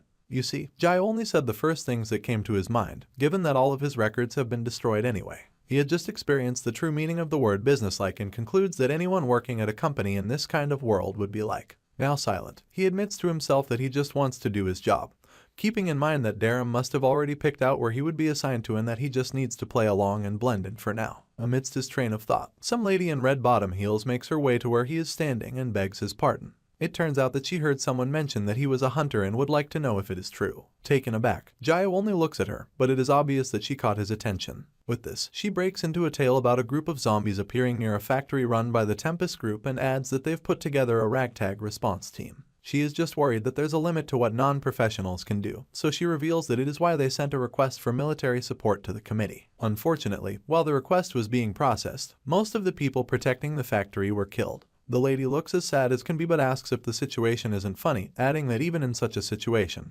people are still being sacrificed for the sake of the company. She wonders what sort of glory those people would receive for staying loyal to the company in a world already ruined, and can only admit that they must have all lost their minds. Her sadness infects our hero, making him lower his gaze too. Suddenly, the strange lady covers the distance between them as she asks him for a favor. She claims that her father is still at the factory and presses a business card into Jayu's palm while she is at it. Since he is a hunter, she goes on to beg him for help, adding that her father's name is Chang Soo-jae, a representative of the company. As usual, our boy just listens as she claims that her father is still alive, and even offers to repay him in any way that she can. With this, she gets more passionate and begs him once again to bring her father back alive. Just then, the employee from earlier calls out to Jayu, telling him to follow them. In response, our hero asks where they're heading to, but the bespectacled man only smiles as he declares that he'll see once they get there. This is enough to get our boy moving, but before he leaves, he lightly crumples the card the strange lady handed him and makes it clear that there's a chance things won't work out. He then turns around to leave, pointing out that hunters aren't gods after all. If anything is important in Korea, it'll have to be its sea routes, seeing as the nation's economy is heavily reliant on it. On the other hand, some companies have tried to hang in there, but their end is inevitable. The Tempest Group is no exception. Upon arrival, Jayu quickly discovers that the Tempest Group has a more impressive armory than he expected, and their 3.5th generation tanks leave him admitting that this is what happens when the ultra-rich decide to procure a private army. A man in uniform interrupts our hero's train of thought by yelling that everyone came right on time. He then introduces himself as Sang Min Park, a former hunter and a member of Congress that'll oversee the operation. Mr. Park takes it a step further and bows to everyone as he proclaims that it's nice to meet them. In turn, Jayu can only notice that this man made it to Congress without being over 40, and thinks it makes sense since the title of Hunter is the hottest thing to have on your resume these days. They get to the planning of the mission and Mr. Park slams his hands on the aerial map, declaring that they have to deploy all their troops from the start. Almost immediately, one of the other members points out that there are thousands of zombies at the factory and asks if the leader wasn't the same person who pushed the operation by 1 month. Mr. Park claims that the month was necessary and goes on about how zombies have a lifespan. Apparently, they found this out during their research, so our hero just listens quietly as the leader announces that zombies continue to use up nutrients while they're active. He then lifts his index finger to signify that these undead can only last a month without nutrition. For this reason, Mr. Park believes that all the zombies around the factory must have died from starvation or are close to it already. In addition, he thinks that the necromancer-type monster, which has the ability to transform humans into undead, will pose no threat to them without its zombie army. He believes that they can just roll over this beast with their tanks. The inner circle begin to whisper among themselves, with some wondering if it's true and others giving their leader a chance just because he sounds confident. Many of them had no idea that zombies have a lifespan, so they're quite glad that they turned to an expert. In all of this, our hero just looks away, keeping his opinion to himself. The leader of operations goes on to ask Mr. Peng Ho-ji, chairman of Tempest Group, about his opinion of the plan. In response, the man turns to Sang-min Park and proclaims that he doesn't see the harm in some spending as long as the situation gets dealt with quickly. This brings a smile to the leader's face, and while he continues to butter up the chairman, our hero admits to himself that Mr. Park swayed everyone with his decent-looking face and his confident tone. The fact that the strategy he came up with aligns with the lifespan of zombies leaves Jayu thinking that he's quite the convincing guy. It's no surprise that he was able to win over all the salarymen in an instant. Smirking like he has done it all, Mr. Park takes a look around the room. He soon notices our hero minding his business and leans forward as he refers to him as the hunter from the National Committee. After this, he asks for Jayu's opinion of the plan, only for silence to fall upon the place temporarily. Of course, Mr. Park can't stop smiling, so our boy wipes it off by telling him that he thinks the plan is way off the mark. The leader breaks into uneasiness, but this doesn't stop our hero from explaining how a zombie enters a state of hibernation just when it's about to starve to death. Judging by this logic, it'll be able to lower its body metabolism greatly. Jayu admits that zombies will definitely die if they don't get the nutrients they need, but also points out that there has been a steady supply of fresh human meat to the factory. This is why our boy believes the plan is whack and urges them to come up with another one. You see, he doesn't care if the leader's plan fails and everyone ends up dead, but he would rather not be blamed for it down the line. Just so he could continue his tranquil and responsibility-free life, he decides to draw the line in the sand. He announces that deploying tanks is a bad idea given that zombies are sensitive to sound and smell. He believes this would only draw their attention to the arrival of their next dinner. To make matters worse, Jayu also announces that he doesn't agree with the team leader's decision to send in all their troops at once and then shakes his head in disappointment. Unfortunately, he gets cut off by a seething Mr. Park before he can finish saying the next thing he has a problem with. With his veins popping out, the team leader yells at our hero, calling him an armchair general and telling him that real-life battles are different from what he has seen online. Jayu wastes no time clapping back by telling Mr. Park that 90% of a battle is in the planning. He then asks how the man hopes to win with such a horrible plan and gets screamed at for his troubles. Mr. Park gets so mad that people have to hold him back. But this doesn't stop him from pointing at our boy and asking if he's looking down on a member of Congress. As he continues to hurl insults at Jayu, our jerk of a hero gains solace in the fact that he doesn't need the approval of someone who just runs his mouth. Luckily, he has already managed to convince the one person that matters, Chang Su-jai. He and our boy had come across each other in the hallway and he told the man about his daughter's request to bring him back alive. For this reason, Jayu told him to run when he gave the signal. Sadly, team leader Sang-min Park remained stubborn and went through with his plan to deploy tankers alongside all of their fighting forces. When the time comes, the tank soldiers are left lamenting that there are too many zombies, seeing as the ones from the factory next door also came to wreak havoc. In no time, the first tank gets overrun, leaving the soldiers with firepower to do the rest. Unfortunately, even those soldiers complain about their machine guns not being enough to deal with the zombies, so Mr. Park yells at them to make use of the flamethrowers and every other weapon at their disposal. To make things worse, the soldiers fear for their lives as something appears before them, but the team leader can only yell at them not to die before giving him a status report. He no longer needs it, seeing as the aforementioned threat is visible from where he's standing. A necromancer-type monster has come out to play and an ominous air floats around it. Despite Mr. Park's conclusion that necromancer types shouldn't pose any threats, this monster opens all 6 of its arms to oppose the notion. Our hero instantly warns Chang Su-jai, telling him that he has just seen the signal to run. While the monster floats in the air, our hero and his pet project manage to escape. Later on, he comes face to face with Daram Kim, who thanks him for his cooperation, stating that she hopes it'll be enough to quash Director Lee's stubbornness. After this, she announces that the chairman of Tempest Group has asked to meet with Jayu and wonders if he knows what it's about. As usual, he stays silent. Contrary to what he would normally do, our hero decides to honor the invitation. Until date, he has no idea what compelled him to do so. It was obvious that the chairman just needed a replacement for Mr. Park, so Jayu really didn't have to go, but his curiosity gets the better of him. As he pushes the door to the meeting's location, he acknowledges that the end of a dynasty is not something he'll get to see every day. Right on cue, Mr. Peng Hoji intertwines his fingers on the table and thanks our boy for coming. He gets served some well-done steak, and while he digs in, the chairman reveals that he looked into Jayu's career and found that he's very accomplished. In return, our hero claims that he's now a has-been, only for the chairman to quip that they're not so different.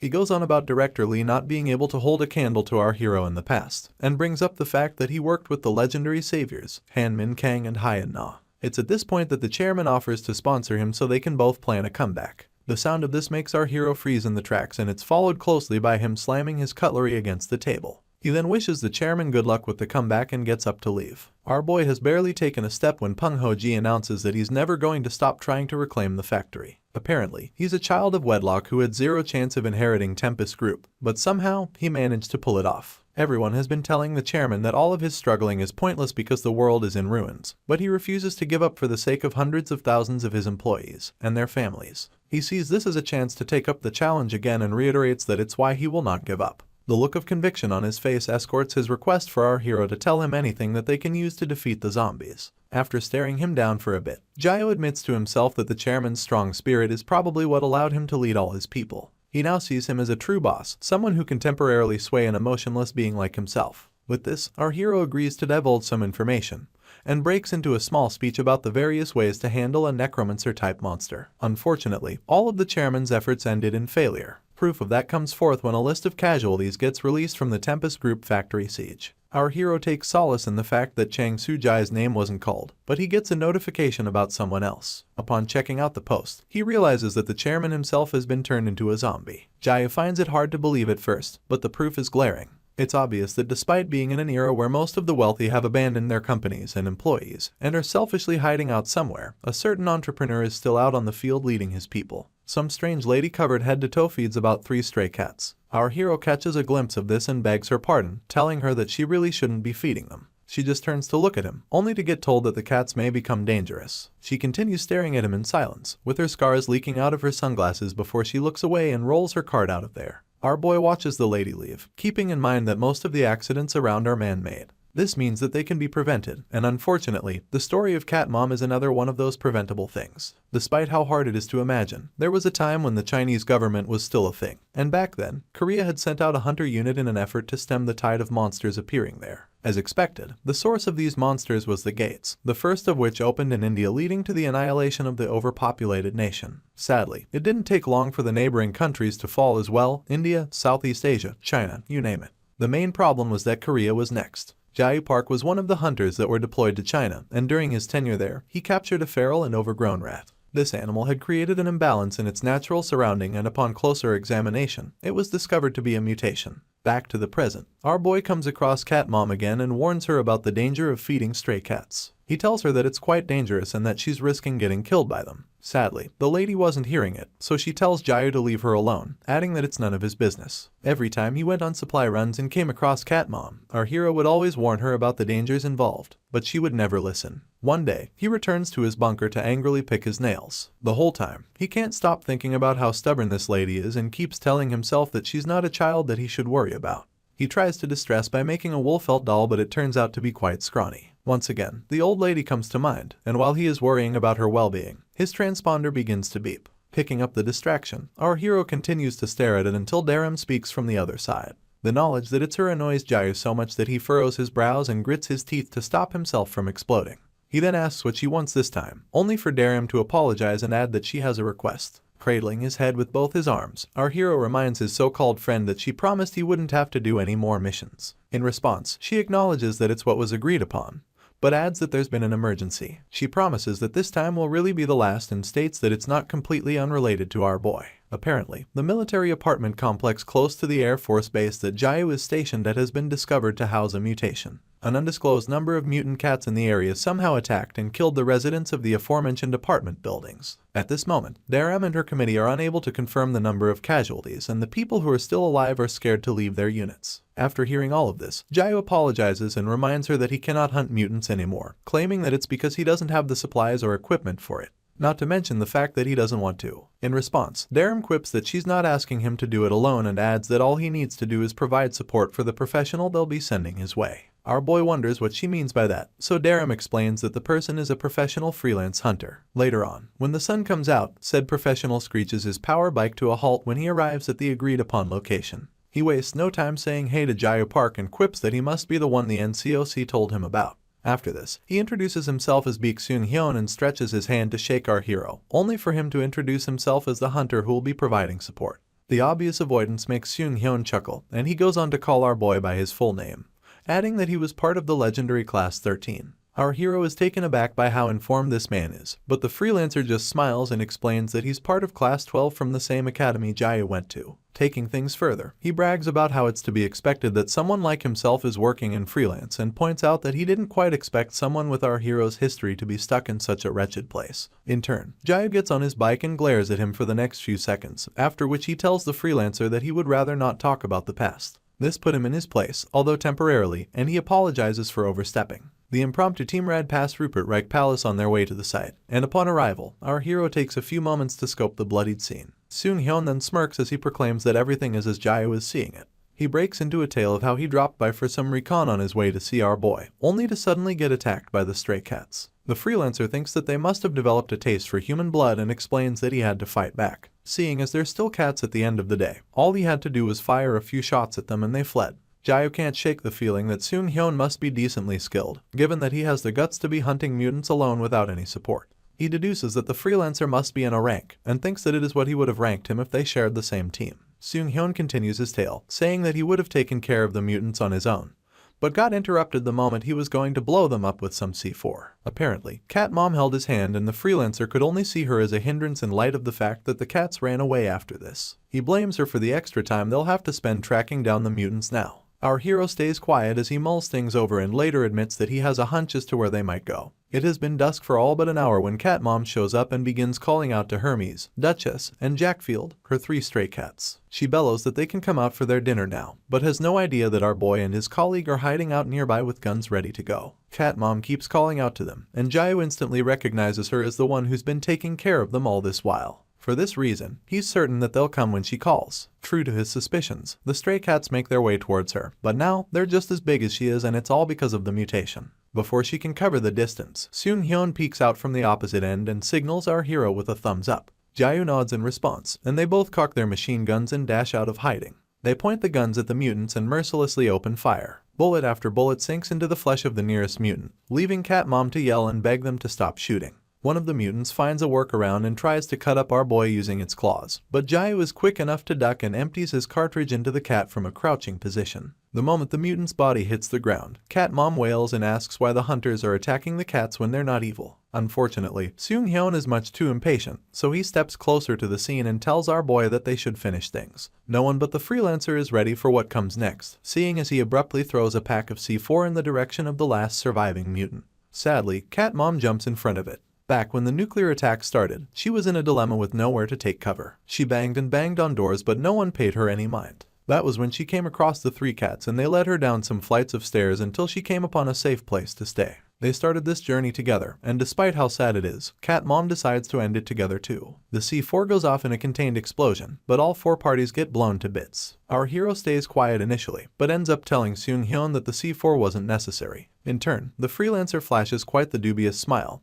proving that he might be a little sick in the head. He then declares that there is no such thing as happiness without consequence with the way the world currently is. Our hero believes that the downfall of a group is much like a crashing airplane, in the sense that even after losing power, they can still glide through the air for a little while. Sadly, they'll eventually come crashing down. He's busy doing his laundry when an airplane flies above him, making him admit that he has been seeing more of them lately. After doing his laundry, he goes on to prepare some noodles, keeping in mind that humans need entertainment. Jayu doesn't think this is a bad thing though, in light of how entertainment can serve as a source of motivation for those who are struggling, and give some others a sense of purpose. As he slurps his noodles, our boy admits that the Viva Apocalypse forum has been his recent source of entertainment. His eyes stay glued to his laptop screen as he continues his meal, speaking up about how good the video he's watching is. You see, the nature of the forum has changed in comparison to the early days. It has become a space for people who survived the apocalypse, the real doomsday preppers. It's completely isolated from the outside world and is now a high-quality community where users share their daily lives and comfort each other. Basically, it's not unlike the common online communities that you'd see back in the day. You can make posts, leave comments, and even send direct messages. You can also leave likes on the posts, and once they garner enough of these likes, they get tagged and promoted on a separate page. Our boy just so happens to have one of his posts promoted on a separate page and is quite proud of himself. Skeleton, as he's called on the forum, posted something restrained yet pleasant regarding his meeting with the head of the Tempest group. At least he thinks so. Jayu believes it was his exquisite and entertaining choice of words that drew the attention of everyone, but he literally only wrote that he visited Tempest headquarters, had steak, and couldn't share details because it was a mission for the NCOC. In truth, the post gathers over 2,000 dislikes in comparison to the 300 likes he got. This didn't change the fact that it's his most popular post. Our boy continues to delude himself that the likes came from people who were fascinated that he got to meet a keyball in person. Whatever the case, he gained some recognition because of it. The sad part is that, around the same time, another post arises that causes quite the stir within the entire community. Jayu's eyes widen as he comes across said post and realizes that it all started with a single lottery ticket, the 7th Hope Lottery sponsored by the National Committee for Overcoming the Crisis. To stand a chance of winning the lottery, one would have to partake in different public projects handed down by the NCOC. This lottery would take place every 3 days, with people lining up to pick a number from a big jar. Thankfully, it made doing hard manual labor fun, and it became really popular among workers. Those who come in 2nd to 5th place are given smaller amounts of supplies, and although this wasn't quite impressive, the person who comes in 1st place gets to own an apartment. Of course, this apartment will be well maintained and self-sustaining, with security and access to multiple facilities. Basically, the place is like a hideout for the rich and it gets users excited. They all want a piece of it and can't stop talking about how they miss fresh air. Sadly, it becomes an insatiable desire among the masses and the next winner wastes no time showing himself. Everyone else on the forum goes ahead to post how jealous they are of him. The winner's handle consists of a lot of Ms, so people just call him M9. Jayu had seen him at one of John Nennon's offline meetups, but he was nothing to write home about and all he did was grill throughout the meet. Back to the present, and M9's post blows up on the forum, garnering him a lot of attention in the process, both positive and negative. His post rose to the top of the forum and his popularity got into his head shortly after, so much so that he began to act strangely towards others. He began to post stuff about him getting tired of staying in his bunker and how he would lose his mind if this goes on. He even goes a step further to mock the others for hanging on this long, claiming that they're only surviving so they can be attacked by raiders. The terrible cherry on this cake comes when M. Night accuses everyone else of having hopeless and meaningless lives. His condescending attitude quickly turned his friends into enemies, and some people warn him to gloat after he gets the apartment NCOC promised. Instead of being humble, M9 calls this person a bunker rat, and of course, things continue to escalate after this. As for our hero, he never had faith in the Hope Lottery anyway, seeing as the NCOC still has to rely on volunteers for something as simple as repairs. These are the same people promising an entire luxury apartment and all for the purpose of giving it away. All of it just doesn't make sense to Jayu. He's well aware that Korea isn't able to afford such a thing at the moment, so he concludes that the lottery must be a way to appease the public. For this reason, he reaches for his satellite phone and calls up Darium for the first time in a while. The lady is surprised to see his call and mentions it the moment she picks up. In turn, our boy quips that he had a question and goes on to ask about the Hope apartment. He would like to know if it will actually be built, and Darium stays silent for the few seconds it takes her to light her cigarette. Afterwards, she tells him a popular saying about Hope being a mirage and stares up at the night sky as she reveals that they're going to be relocating to Jeju Island. Apparently, they'll be gone by next spring at the latest. Some planes fly over her at this point and she lets the wind flow through her hair before telling our hero that they're giving up on Seoul. She then follows up by pleading with him not to tell anyone else, seeing as it's supposed to be a secret. The line goes dead after this and our boy just stays silent for the next couple of minutes. He falls into bed soon enough, thinking about how harsh reality is. The fact that the brass are abandoning Seoul doesn't make things better, and even though he's not living in Seoul, it still feels weird to him. Jayu is already used to living in his bunker, a place where he has no sense of day and night, and his diet is basically the same. He has to constantly worry just because he's alive, and despite all of that, having Seoul nearby helped relieve the stress. He goes back to his computer and the first thing he sees is M9's lottery post. Darum comes to mind at this point and he remembers that she swore him to secrecy. It becomes a struggle to not tell the online community, seeing as everything they are hoping for, the Hope Apartment, the reconstruction of Seoul, all of it, is nothing but a mirage. If he grows the courage to post such a thing, he's certain that it would instantly take the top spot on the forum, but thanks to his superhuman restraint, people live to hope another day. Later on, as yet another plane flies above a dilapidated Seoul, our hero makes a deal for some plants right below. These are plants that are suitable for indoor cultivation and Jayu has been looking for them for quite some time. As per the terms of their agreement, he hands a black plastic bag to the strange man, announcing that he put the 4 cartons of cigarettes in it. This was an object that was worth more than gold to a smoker and a valid form of currency in this ruined world. Right behind them, people are queued up in their numbers just so they can get supplies. Our boy sweeps through the crowd with his eyes, only for 3 men to come out as a clique and begin to mock people for waiting unbelievable hours just for supplies. He goes on to kiss his teeth and tell the onlookers that they should have done the smart thing and performed some manual labor. One of the ladies in the queue can't hold her tongue, so she reminds them that they're also there for supplies and gets told by her husband not to mind them. The 3 men walk away as a unit, leaving our hero to ask the man he bartered with for their identities. As it turns out, the 3 men won lotteries and are waiting to move into the Hope Apartments. Ever since they won, they've been moving as a group and acting like they're better than everyone else. Jayu just stares at them with pity, only to overhear the officials yelling that they can no longer give out supplies. Of course, chaos ensues amongst those who have been waiting, leaving the lady in charge to explain that they've reduced the amount of supplies for each sector. One of the citizens curses her almost immediately, pointing out that he saw more supplies in the truck. The lady in charge claims that it belongs to other sectors and urges the crowd to return next time. It turns out that next time could be a week from now, so the people think they're being sent off to die. This results in a complete destruction of decorum and the people crowd the truck and begin to jam their fist against it in a bid to get it open. The coordinator is practically powerless to stop them, so she instructs the driver to leave immediately. As many people as possible try to chase down the truck, but they just trip and fall on each other like an unsteady heap of Legos. Meanwhile, our boy can only watch as the others yell at the coordinator to at least leave them some supplies so they don't have to starve to death. Some lottery winners spark conversation about prices possibly going up now that supplies are being reduced, and they're worried about whether or not it'll raise the value of their apartments. Her fellow lottery winners think it would really be good for them, and Jayu is left with more pity to spare for these ones. He just watches them leave as he battles the dilemma of what a life without hope, or a life with only hope, would be like. This pushes him over the edge and he disregards his oath of secrecy to dare him. In no time, other members of the online community receive a notification of Skelton putting up a post. He had posted about the Hope building not being real and advised everyone not to expect too much. This mellows out M9 and he just stares at the screen with so much disappointment.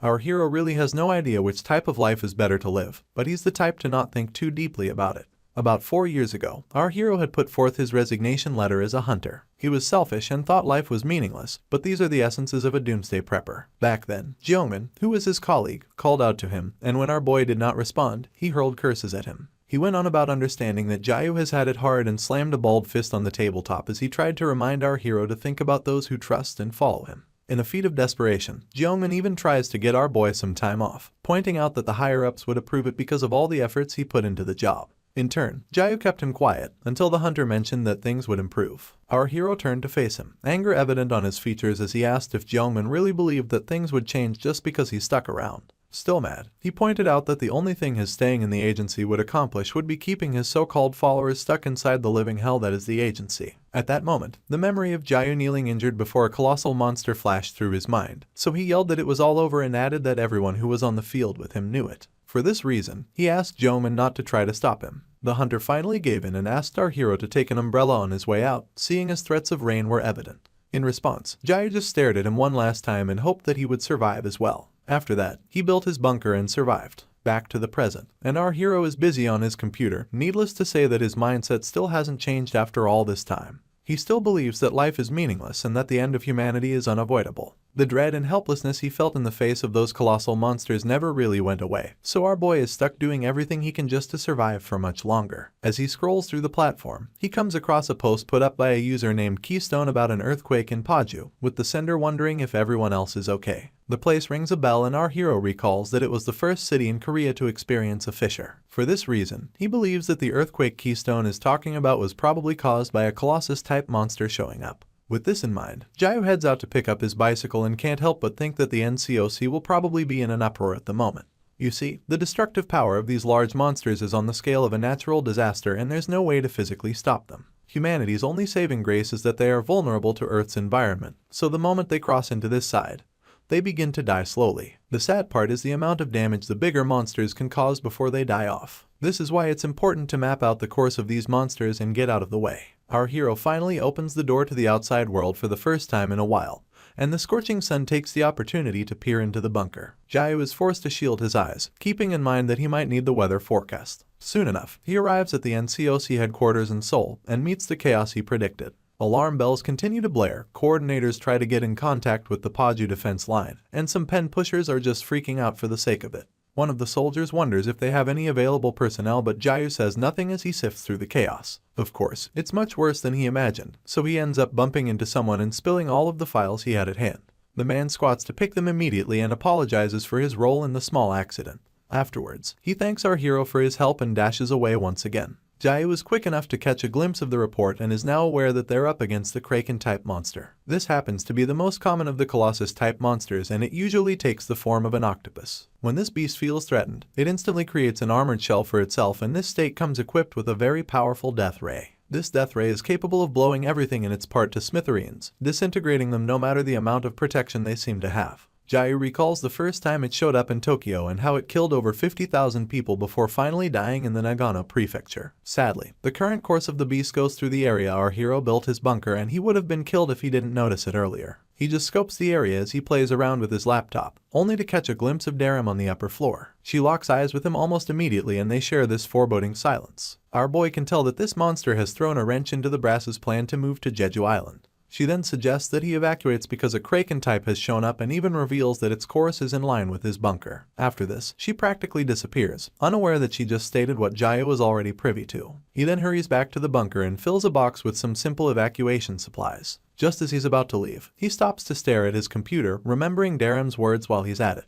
Our hero's conscience then pushes him to let people know, so he goes on the forum to announce that a monster is coming, attaching a map with the monster's route marked on it.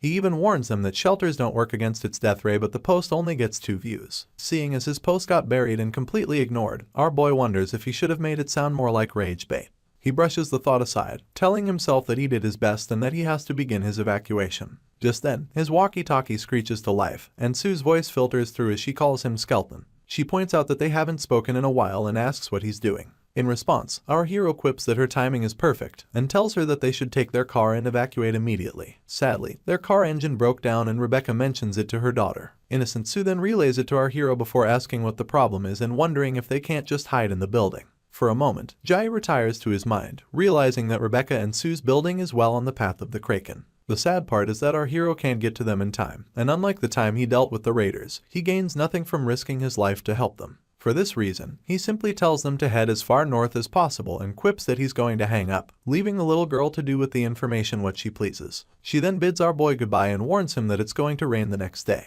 The connection cuts off after this, and Jiao stays staring at the walkie-talkie as he tries to psych himself into abandoning them. You see, he can't allow his emotions to sway him in this already ruined world. But Sue warning him about the rain brings back memories of Joman doing the same. His conscience can't take it, so he slams his box of evacuation supplies on the nearest desk, reaches out to Sue once again, and tells her that he'll drop by in 30 minutes. As he hastily makes his way to the door, he instructs the little girl to tell her mom to get ready. Jiao removes a cloak covering some supplies and begins to analyze the situation at hand. He recalls that the route to the sniper's building is riddled with mutant dogs, but he doesn't have the time to go around. For this reason, our hero peels out a handgun and loads it with a cartridge full of bullets, keeping in mind that he'll just have to go through the mutants. Riding his all-terrain vehicle into the night, multiple mutant dogs chase after our hero, leaving him no choice but to keep one hand on the wheel and use the other to shoot the hell out of any mutant that comes too close. This doesn't stop them though, so they keep barking as they chase after him. Our boy catches a glimpse of one of them via his side mirror and wastes no time shooting it. The next mutant is unfortunate enough to get its head blown clean off, leaving Jiao to cock his gun once again. He had missed one of the shots and blames it on the fact that he had to aim while driving. Normally, there are 3 designated roles within a team of hunters: the heavy who fires from a long range with unbelievable firepower, the spotter who helps everyone with battlefield coordination from mid-range, and finally, the assault. These are the people who make use of the heavy's support and the spotter's direction while on the front line. Our hero was on the assault team back then and had no problem using his axe to tear open monsters from beneath them. Despite being assigned to assault back then, our boy has no support whatsoever in the present, and this keeps him on his feet. It's apparent that he has to apply quick thinking in such a situation, so he seeks out a way to fight off the dogs and maintain speed. As expected, he steps on the ATV until the sniper's building comes into view, but a quick glance to his right reveals quite the regal creature mounted on a nearby rooftop. A closer look gets our boy wondering if he's looking at the alpha of the pack, seeing as this creature is blessed with the mane of a lion and the eyes of a matador. It howls into the night sky the moment Jayu comes into view, thus filling the other members of the pack with more vigor to chase him down. They catch up with the ATV soon enough, bloodlust evident in their scowls as our hero begins to swerve. He then temporarily takes his hand away from the wheel to allow him to shoot the life out of these beasts. Unfortunately, more dogs replace the ones he defeated, leaving him to wonder where the alpha even came from. His hand takes its rightful place on the wheel and our boy uses his free hand to aim at the beasts that are still chasing him, keeping in mind that the so-called alpha must be doing something to send his pursuers into a frenzy. He plans to shoot it down but it's well out of range, and this distraction brings a predator much too close to our hero's vehicle. It slams itself against the side of the ATV, causing it to screech to the right. Jayu ends up slamming his face into the steering wheel and admits how much these mutants are getting on his nerves. Once again, the alpha takes high ground and stares down at our hero in such a way that he feels like it's hunting him. The other mutant dogs can't stop barking as they mob Jayu's vehicle, but our MC is busy watching the alpha. He soon notices that it has a different type of howl and that this may be the way it's controlling the other mutants. His eyes shoot open after this revelation and he goes on to empty 2 bullets into an all too bold mutant. He likens his situation to a drive hunt and loads up his gun once again. Apparently, he gets attacked at every intersection and it dawns on him that these freaks of nature are trying to lead him to a dead end. He kills off yet another predator and steps on his vehicle's accelerator, thus increasing the speed enough to run 2 more mutants off the road. He promises not to make it easy for them to trap him, but despite escaping the dead end, his ATV took a lot of damage. The worst part of it all is that our boy is now out of ammo and can still see the alpha via his side mirror. It's obvious that the car won't last much longer, at least not before the dogs attack again. Little does our hero know that one of them already leaped in his direction. The mutant is mere inches away from Jayu when he notices it and his life literally flashes before his eyes. Luckily, he had come within the sniper's range so she shoots the beast without hesitation. As its body hits the ground, Rebecca contacts our boy via the walkie-talkie, promising to provide support. Jayu had almost forgotten that he was within her range, but is now faced with the entire pack blocking off his path. For this reason, he simply steps out of the car and the dogs begin to bark in response. Our hero is quite pleased that he has found himself a useful heavy, so he wields his trusty axe and tells Rebecca to keep him covered while he finishes things in 3 minutes. With a swing of his axe, he hacks off part of his first victim's neck and Rebecca takes a knee as she opens fire on the others. All the alpha can do is watch in fury as its pack members get taken out one after the other. Soon enough, our hero stands before a pile of mutant corpses and glares at the alpha via the side of his eye. Turns out that the beast was all bark, seeing as it flees the scene immediately. The sniper and her daughter then make their way down dressed in sweaters and the little girl goes in for a hug, bringing a semblance of light into the otherwise dim world. Afterwards, our hero gets them into his vehicle, announcing that they have to get out of the area. They continue driving until sunrise, and by the break of dawn, they had gotten out of harm's way. Sue, who was sleeping the whole time, wakes up to the beautiful sunrise and immediately calls our boy's attention to it. Her mom is intrigued to say the least, but Jayu knows that it's just the remains of the kraken-type monster floating in the wind as the sunlight breaks it apart. He then calls out to both ladies, telling them to stand in view of the light for a moment. They both turn to face him before he explains that he wants to take a picture to help them remember the monster sunrise. Unknown to our hero, some strange man is up on a nearby roof taking a picture of him and both girls. His partner asks what he's doing, wanting to know if he's taking a selfie, but the strange man disagrees. Apparently, he thinks he has found something more interesting. Jayu Park takes a picture of Rebecca and her ever-cheerful daughter, pointing out that it's something worth remembering. He goes ahead to post it on the forum and captions it making memories with my foreigner friend. As expected, he blacks out their eyes so they don't get recognized and the post garners about 72 likes and 200 views. This is a pretty decent response as far as Skeleton's posts go, but a quick scan of the forum reveals Defender's post being on top. Apparently, he had posted proof of killing his 36th person and it gets our hero really worried. He can't help but wonder who the psycho killed this time, so he opens up the post, only to see Defender flashing a peace sign in front of a very familiar sunrise. Caution falls upon our hero immediately, given that he recognizes the angle and time of day the picture was taken. This lets him know that Defender was definitely close to him when he took Rebecca's picture. Right on cue, the psycho sends our hero a message, attaching the photo he took from the rooftop and asking if it's a photo of Skeleton. More dread falls upon him after this and he begins to analyze the situation. He recalls that Defender mentioned living near Guangzhou, so he speculates that it could just be a coincidence that they ran into each other during the evacuation. For this reason, our boy decides to deny it and types that he's not the one in the photo. Defender only finds him more interesting because of this and goes on to ask why he's lying. Apparently, he survived because of our hero's warning, so he'd like them to become friends going forward. Jayu gets a quick flashback of the post in question. the same post that got only 2 views. At this moment, he gets distracted by his walkie-talkie buzzing to life. It turns out to be Rebecca, who's back at her hideout and has seen something quite disturbing. She goes on to warn our hero about a small group heading his way and urges him to be careful. His hand meets his face in exhaustion, even though he expected people to eventually make their way to his vicinity. You see, the alpha of those mutant dogs was given the name Gold, and after our boy and Rebecca ran through its pack, said pack was left thinned and weakened. Unfortunately, these mutants were the reason most people stayed away from the area, so now that they're no longer a threat, more people are flooding into the territory, Jayu's territory. An even greater problem is the location they decided to pitch their literal tents, seeing as it's right next to the location of his generator vents. He wonders what sick twist of fate would make them pick that particular place, given that his generator is basically the heart of his bunker, the skeleton heart, if you may. You see, the generator is so enormous that it takes up an entire floor, but in exchange for its size, it provides enough electricity to power everything. The downside of this is that it also produces a large amount of smoke, and a smoking chimney means that someone is home. If our hero leaves the generator running, it could risk the bunker getting discovered.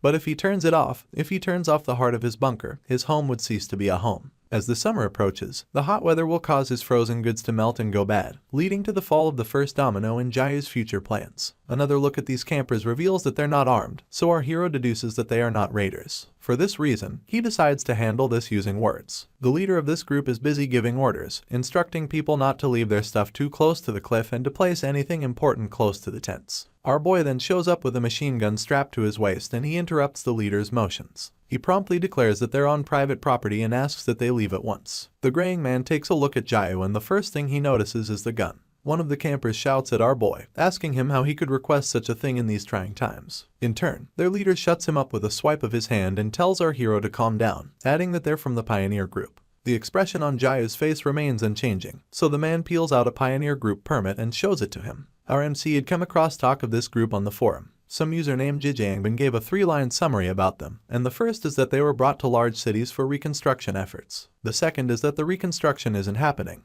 And the third is that these people are no longer useful. For this reason, they got kicked out under the guise of a pioneer group, mostly because they're old people. Back to the present, and our boy quietly analyzes the situation. He's well aware that they cast these people out because the ruined cities have reached their population capacity. As the leader keeps holding on to the false hope that is the Pioneer Group permit, it becomes obvious to Jayu that they'll end up becoming raiders. With this in mind, he declares that they have 3 days to clear out, and this pushes the leader over the edge. The man begins to scream, calling our hero a punk and telling him that they got permission from the country. His fellow campers have to hold him back, but Jayu still cocks his weapon for good measure. He then announces that the country no longer exists. 3 days pass, and just as expected, the sun is high in the sky. Unfortunately, the campers refuse to leave, so our MC approaches them again. The leader gives a flimsy excuse about them not being able to move without orders from their headquarters, and this really pisses him off. The man goes on about how their families back home will stop getting rations if they leave without permission. For this reason, he would like Jayu to let them stay a few more weeks. Some old lady pushes the leader aside for a chance to talk with our hero, going straight to begging him in an attempt to tug at his heartstrings. She bows as she explains that everyone at the camp is struggling, seeing as they were abandoned by both their families and the government because they're old.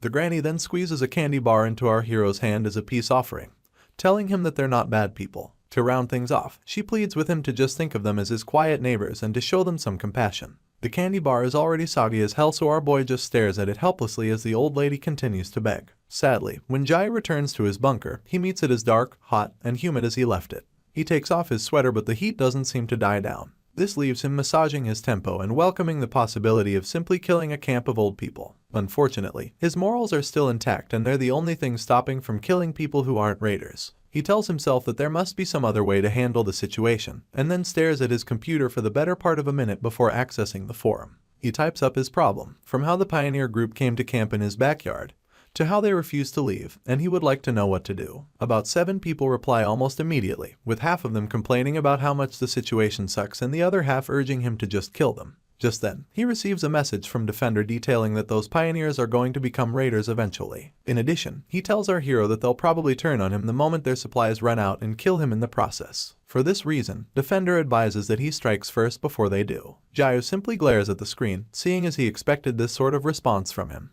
The funny thing is that he doesn't totally disagree with the psycho and is certain that these pioneer folks are also trying not to cross a line. This makes him decide to sit back and watch for a little longer. Later on, our hero meets up with someone who goes by Kyle Doss on the forum, and together they take a stroll in the forest. Kyle admits that he expected Skeleton to be some guy in his 40s and adds that he's nothing like what he imagined in his head.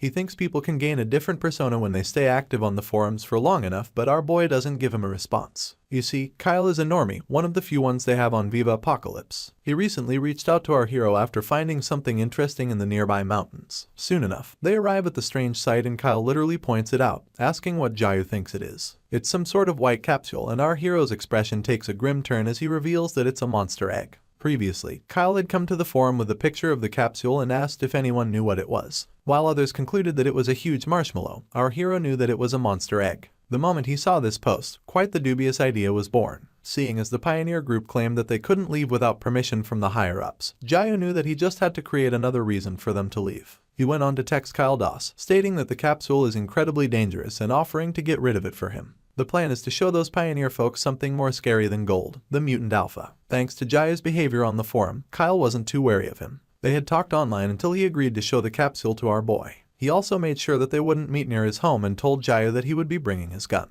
Determined, our hero got into a car for the first time in a while and reached out to the NCOC road control team so they could help calculate the shortest route to his destination. After verifying his ID, the controller mentioned our boy's affiliation with Miss Daram Kim and confirmed if he would be making his way through Seoul. Afterwards, he explained a way to get on Road 8 and told him that he would follow it the rest of the way. With the wind in his hair, our hero continued down the safe path maintained by the government, keeping in mind that it wasn't pointless to work with the committee after all. As it turned out, the location Kyle Doss gave our hero was none other than Paju City, the first place in Korea to experience a fissure. The capsule was located in the outskirts of the Paju Mountains, so our hero screeched his vehicle to a halt right by the tree line where Kyle was already waiting for him. Luckily, the fissure was being monitored by elite hunter forces and the military, and this was why Jayu never expected a capsule to appear in such a place. For the sake of clarity, our boy announced that Skeleton had arrived, and Kyle equally introduced himself. Jayu wasted no time asking about the capsule's location, adding that he would like to take a look at it as soon as possible. In his mind, he concluded that the fissure started eroding the nearby area and that the place would soon become uninhabitable.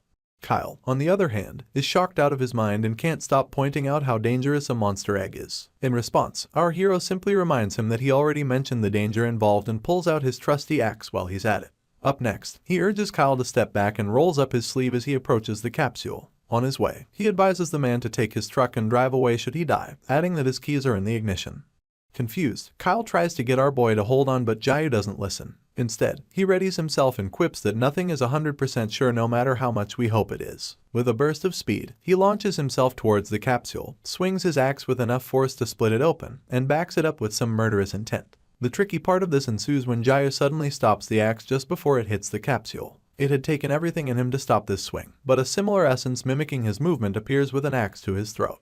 Kyle is still as confused as he initially was, so he pulls out his gun to attack it, only for the essence to vanish into thin air. Our MC then explains that what he just saw was a reflective barrier. Apparently, it has the ability to twist and distort the dimensions, thus reflecting any attack on the attacker. This is also one of the many reasons humans can't defeat monsters, and our hero tries to calm Kyle down by informing him that the capsule won't react unless it feels threatened. This doesn't calm him down. In fact, he goes on to ask what our hero's problem is and wonders what they would have done if something they couldn't handle emerged from the capsule. In turn, Jayu glances at him and tells him with the straightest face possible that he would die. This makes it obvious to Kyle that our hero has no fear. Afterwards, he loads the glowing capsule into the trunk of his car, listening to Kyle reiterate that he's more different than he imagined. Jayu steals yet another glance at him as he asks what Kyle imagined him to be, and he gets told that he seemed like a weirdo online. It turns out that our hero always uses weird titles and posts rage bait with the occasional loot post. In response, he heaves a tired sigh and tells his temporary companion that he has to leave. Kyle just laughs it off and ends up thanking Jayu for making the trip anyway. In no time, our MC gets into his car and shuts the door close, leaving him to stand by the window. This is where our hero tells him to drop a like on his posts if he's really as grateful as he claims. In turn, Kyle agrees and flashes quite the wide smile. Our boy doesn't believe him but gets on the road anyway, lodging his hand on his chin as the wind flows through his hair. By some weird twist of fate, this happens to be the first time Jayu met another user offline since the start of the apocalypse, and it felt like meeting an old friend, or that one cousin he has known since childhood. Seeing as no one else is on the road, our hero really steps on it and arrives back in his area in no time. As planned, he dropped the capsule on a road near the pioneers' camp and they discovered it later that evening. Their leader and about 3 others check it out with a flashlight and can't help but wonder what it is. One of them thinks it looks like something they'd find on a farm, but the fact that it's glowing makes them quite wary of it.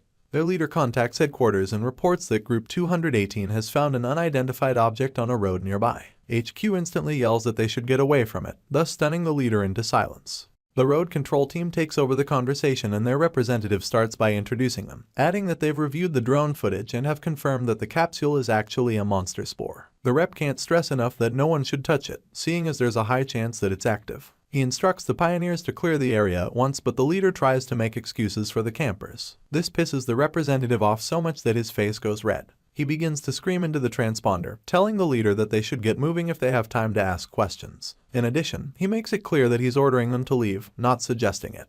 Just like that, Jayu Park gets his life back. He heads down to his generator and turns it on, leaving the machine to whirl to life. The lights come on almost immediately and our boy stares at it with gratitude, keeping in mind that the generator is working well as always. The vent spills smoke as it's supposed to, but this time, there are no pioneers present to notice it. Thanks to the monster egg, he continues to live in peace and a month goes by in a flash. Present day and our boy is sipping on his coffee as the air conditioner cools him. The pioneers are nothing but a memory now, mostly because the path leading to the Air Force Base was closed. In addition, the pesky NCOC which always asks Jayu to do stuff for them have been quiet lately and our hero thinks it's because they're busy preparing to move to Jeju Island. His peace of mind seems perfect at this point, so he hopes that these days last. He later goes on the forum to post about having some steak, and as promised, Kyle does give him a like and Defender intrudes once again with a weird comment about our hero being rich. Jayu notices this and just holds his tongue so as not to say anything too rude about the psycho. As for the current situation in Seoul, news was leaked about the move to Jeju Island, so people came out in their numbers to protest against the plans of the government. They keep chanting that the committee must provide proper living conditions and telling the brass that their lives aren't the only ones that have value. While they ask for the reason for the relocation, director Sang-hoon Lee stares down at the masses. Daram shows up to tell him not to stand so close to the window because of the risk that protesters would throw stones through it. This doesn't deter the director. He only wants to know if a certain bastard is alive, but Daram has no idea who this bastard is. For this reason, Director Lee clarifies that he's talking about Jayu Park and instructs the lady to call up our hero and ask how long he plans to live in hiding. Back when the fishers first showed up around the world, many countries outwardly showed concern. But behind closed doors, they brainstormed various ways to profit from the tragedy. This was why large research projects were instigated to discover what these fissures were. 4 unfortunate researchers had gathered in front of one of said fissures and one of them was made to stand about 10 meters away from it. Mr. Kim, as he was called, tried to confirm if his colleagues wanted him to go by himself and ultimately gave in to their wishes. He was so close to the fissure that its light reflected on his body, and while this went on, his colleagues were busy collecting data. Suddenly, they noticed something terrifying, so much so that they were frozen in fear. The only lady on the team nearly lost her mind and the others yelled at Mr. Kim to get away from the fissure. The oblivious man turned around to see the problem, only to get sliced from the shoulder up. A huge tentacled beast had made its way out of the fissure and wasted no time retrieving the other members of the research team. The investigation attempt by the government only ended up accelerating the monster invasion and humanity suffered unimaginable losses because they weren't prepared. It was at this point that the world understood the gravity of the situation and built a new fighting force to deal with these monsters. These fighters were called hunters and they stood fearlessly in the face of danger. A hunter institute was built in South Korea and it was named the Guard Academy. Jayu Park just so happened to be part of Class 13 at the academy and always managed to come in first place in every evaluation, ahead of Sang-hoon Lee. His mates knew it and they gossiped him for coming in first place 3 years in a row. They concluded that he only thought about killing monsters and that he probably spent all day training when he wasn't sleeping. Another classmate suggested that he even did image training in his sleep and these comments flew by while a competitive Sang-hoon Lee stared at the results. In no time, our boy crossed paths with him like he meant nothing, leaving the others to praise him for being hardcore. Present day and his transponder begins to beep. With his hand still beneath his chin, he stares at the little screen attached to it and realizes that it's Daram Kim calling. He wonders if she's about to ask him to help with the protesters and answers the call with the most disinterested tone he can muster, asking what she wants this time. Instead of Daram, Director Lee answers him, going straight to inquiring about the capsule on Road 13. Our hero just glares at the transponder as the director rhetorically asks if he's the one that put it there. Jayu is well aware that it's pointless to lie about such a thing so he just runs his hand through his hair and asks how the director found out. In response, Sang-hoon quips that a capsule showing up in an uninfected area can only mean that someone nearby dumped it there. Our hero still has his face soured up as he listens, acknowledging that his ex-classmate is still a hard-ass. In turn, said hard-ass begins to scold Jayu, asking him why he would do something like that and wondering what he would have done if the capsule ripped open and summoned a monster. Our boy's expression switches from disdain to surprise as he asks if the egg can really do that. It turns out that monster eggs don't hatch like actual ones but are somewhat similar to portals. Shame falls upon our hero, given that he's way behind on monster intel. It's been a while since he retired, but that doesn't stop him from feeling some type of way about his ignorance. Anyway, Director Lee decides to cut to the chase and asks Jayu to go to Jeju Island. After staring daggers at the transponder, he asks what will happen if he refuses, but the director does not dignify his question with an answer. Instead, he tells our hero that there's an instructor position that needs filling and even promises to recommend him for the job. Unfortunately, our boy has no interest in this, so he stands his ground about not going, adding that he likes where he's at. The director tries to appeal to him, wondering if he really sees a future in an underground hole or is just haunted by his guilty conscience. Our MC stays quiet after this, so Sang-hoon Lee just peeks out the window and tells him that there was nothing they could have done back then. He makes his friend understand that they are not gifted like the Awakened, but none of this appeals to Jayu Park. He proceeds to cut off the director, reminding him that he's not interested and telling him to find somebody else. With Daram still lurking, Sang-hoon admits that our hero is as stubborn as always and then informs him that the entire capital could fall into danger soon. After this, he implores Jayu not to die and Daram overhears him instructing our hero to survive. The line goes dead and our MC returns to business as usual. Later on, he steps out of his bunker and the unkind afternoon sun practically smites him. It also shines upon quite the large field of rice, and it turns out that it's what brought our hero outside in the first place. He brings forth his sickle and begins to harvest as much as his sack bag can carry.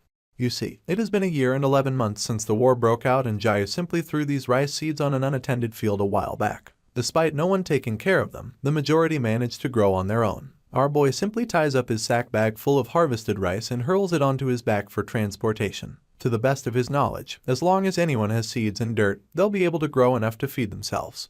He sees each grain as something precious, and thanks to Old Man Kim's advice, he should be able to eat some freshly cooked rice for a while. Afterwards, he returns to his laptop where he comes across more speculations about Defender being a woman. On his last proof of death post, the silhouette of a lady was seen casting a shadow over 3 dead bodies. People practically ignored the deaths and focused on her waistline.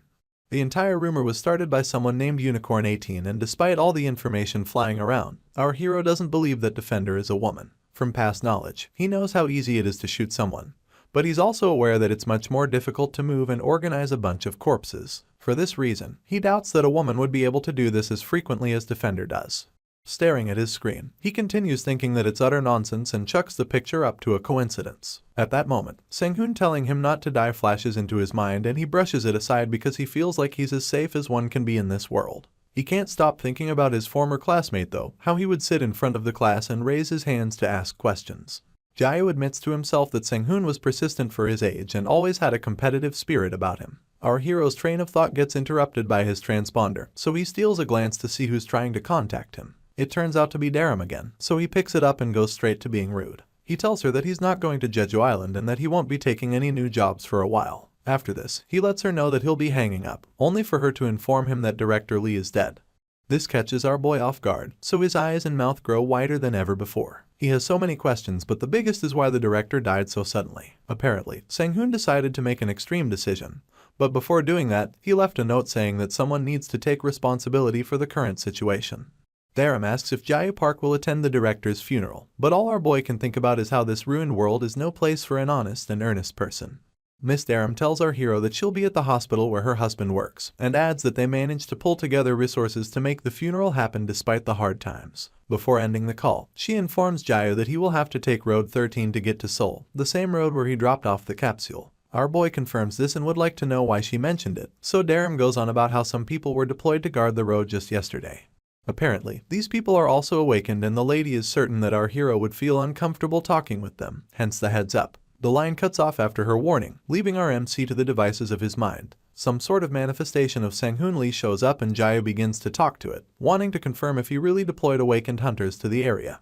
The way he sees it, this is Sang-hoon's last attempt at giving him a hard time, a last act of stubbornness to make it difficult for our hero to make it to his funeral. The manifestation that was only folding his arms before shrugs after this accusation and disappears before Jayu can turn to face him. Sang-hoon stayed silent, so much so that our MC had to move on to doing other things. He seeks out 2 tactical axes that he took with him when leaving the military. Jayu knows that there isn't a point to bringing these weapons all the way to the funeral, but he just wants to feel like a soldier when he sees his friend one last time. He takes his bicycle out into the night, with his weapons concealed and ready to go. It gets to a point where he stops to think about the next best route to take.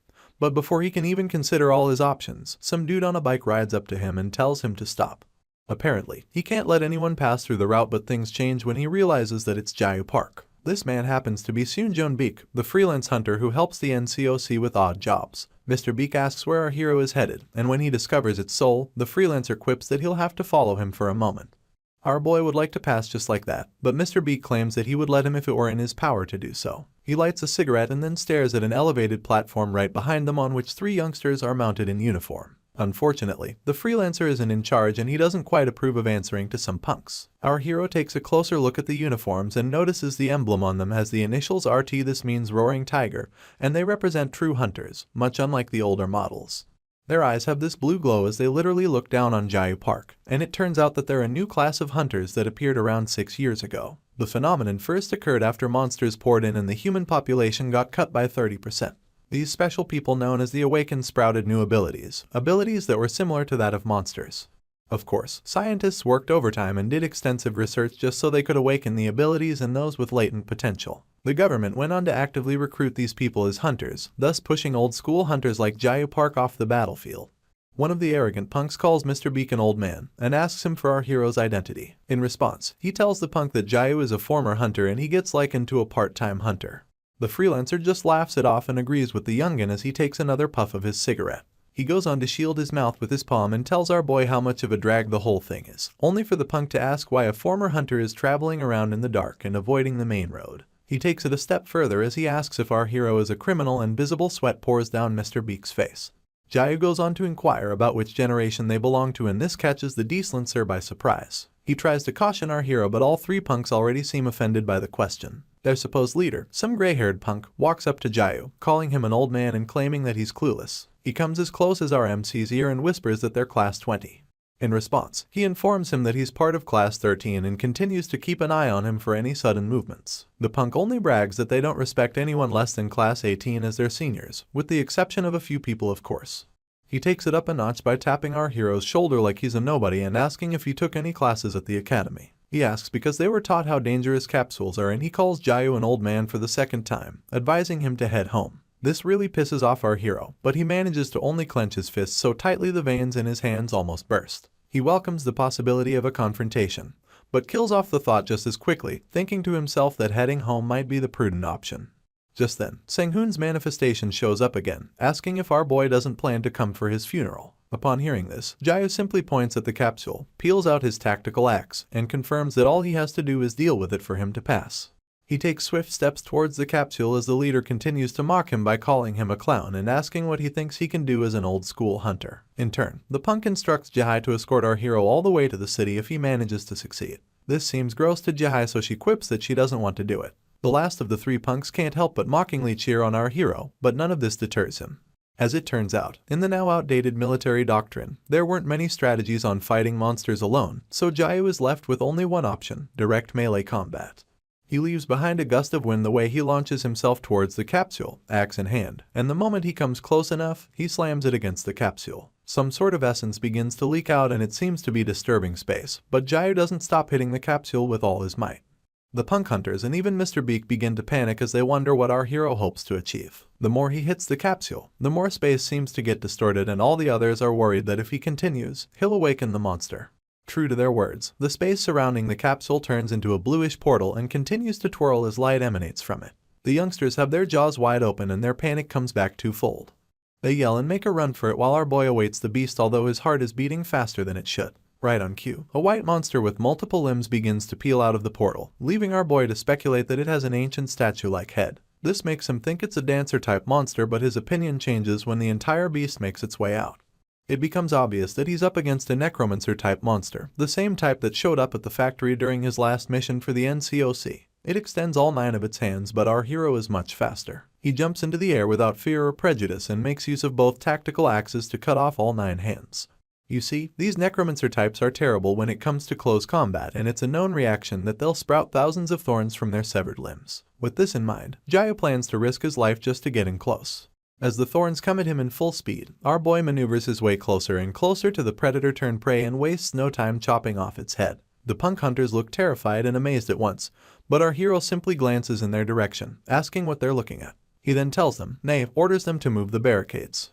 The monster begins to fall apart, and while the youngsters are still shaken up, Jayu yells at them to get a move on things. They can't help but wonder how it's possible for a mere human to kill off a monster without using powers, and afterwards, their leader tells Jihai to escort our MC to his destination. Just like she said before, Jihai refuses to do it and reminds the leader that they were the ones bullying Jayu Park. She doesn't even have a driver's license, but before she can finish her lamentation, Mr. Beak cuts her off by reminding the newbies that they were placed at that spot to guard the area. A smirk comes to his lips after this and he announces that he'll escort our hero in their stead, adding that they're both old school. He ends up borrowing the car and tells the newbies to study what's left of the corpse so they can learn a thing or two. Our boy can tell that the freelancer is having fun, so he quietly gets into the car and they drive off together. Down the road, Jayu tells him that he really didn't need to drive him, only for Mr. Beak to put up a smile as he claims that he wanted to. This is because our hero managed to shut those arrogant punks up. Mr. Beak then reveals that they're just a bunch of level 3 awakened with no combat experience and adds that they would always go on about how he's old. As usual, Jayu stays silent, paying attention as his interim driver explains the different levels of awakened. It turns out that the difference between the levels of awakened can make a difference similar to the difference between night and day. Levels 1 to 4 possess simple powers like enhanced senses and the ability to see through objects, but their physical abilities remain unchanged. For levels 5 to 9, these ones possess higher powers like telekinesis and force field manipulation. These levels are where powers are more suited for combat. Lastly, the level 10 and above, these people are not only rare, but are practically gods, hence the insurmountable genetic gap between them and other levels. Mr. Beak admits that watching our hero put those kids in their place was satisfying to watch, so Jayu points out that the freelancer could have taken out the monster by himself. He doesn't deny it and even does the math as he declares that he had a 65% chance of success. Unfortunately, he can't get into such fights because he always gets an earful from his wife and daughter whenever he comes home hurt. Back when the freelancer was young and single, things didn't matter to him, so he lived life the way he wanted. But now, there'll be no one to take care of his family if he should die. Despite how much this fact pisses him off, he has to put up with it. He continues driving and then extends his gratitude to our hero because he hasn't felt such exhilaration in a long time. Later on, they arrive at the hospital in Seoul and the vehicle screeches to a halt. Jayu instantly makes his way out of the car and shuts the door behind him. Just as he steps towards the building, Mr. Beak calls out to him, informing him that old school hunters have lost a lot of say within the committee since Sang-hoon's death. He then warns him to watch himself, only for our MC to proclaim that it has nothing to do with him. In response, the freelancer reminds him that he must have friends in the committee and points out that no one knows what could happen now that people are bribing each other to maintain their livelihood. The moment he mentions how indecent the current world is, Jayu steals a quick glance at him and goes back to the mission at hand. He enters the building ever so quietly and the halls are nothing if not secluded. After walking around for some time, he finally finds the room dedicated to Sang-hoon's funeral and informs his friend of his arrival. It really hurts our MC that they stuffed his friend in such a corner, seeing as it made it all the more difficult to find him. Soon enough, Daram joins him and the first thing she mentions is the Sang-hoon Lee plan. Apparently, the higher-ups attached his name to the relocation plan to ensure that he couldn't back out of it. She then turns to our boy, wondering if he's aware of the reason why they had to formulate this plan in the first place. He does know that the severity of a fissure is proportional to the surrounding population, and that Jeju Island has a much weaker fissure, not to mention how good of a geographical region it is for defense purposes. He deduces that the plan was probably to send all of the nation's resources to that island and prepare for the future. There's a downside to this plan, and it's the fact that people who don't get selected for the move will get left behind to suffer. That aside, our hero is curious as to why all of the responsibility was dumped on Sang-hoon, mostly because a plan of this magnitude is too much for one man to handle. Daram doesn't know for sure, but she thinks he was used as a scapegoat because the plan involved leaving tens of thousands of people behind. She stares at the funeral photo and deduces that he was used because he was the lowest ranked at the meeting. Fresh sadness washes over Daram at this moment and she recalls that Sang-hoon was always so big on following the rules. She even mentions how he gave her 30,000 won for their wedding and Jayu has to ask if it was the minimum back then.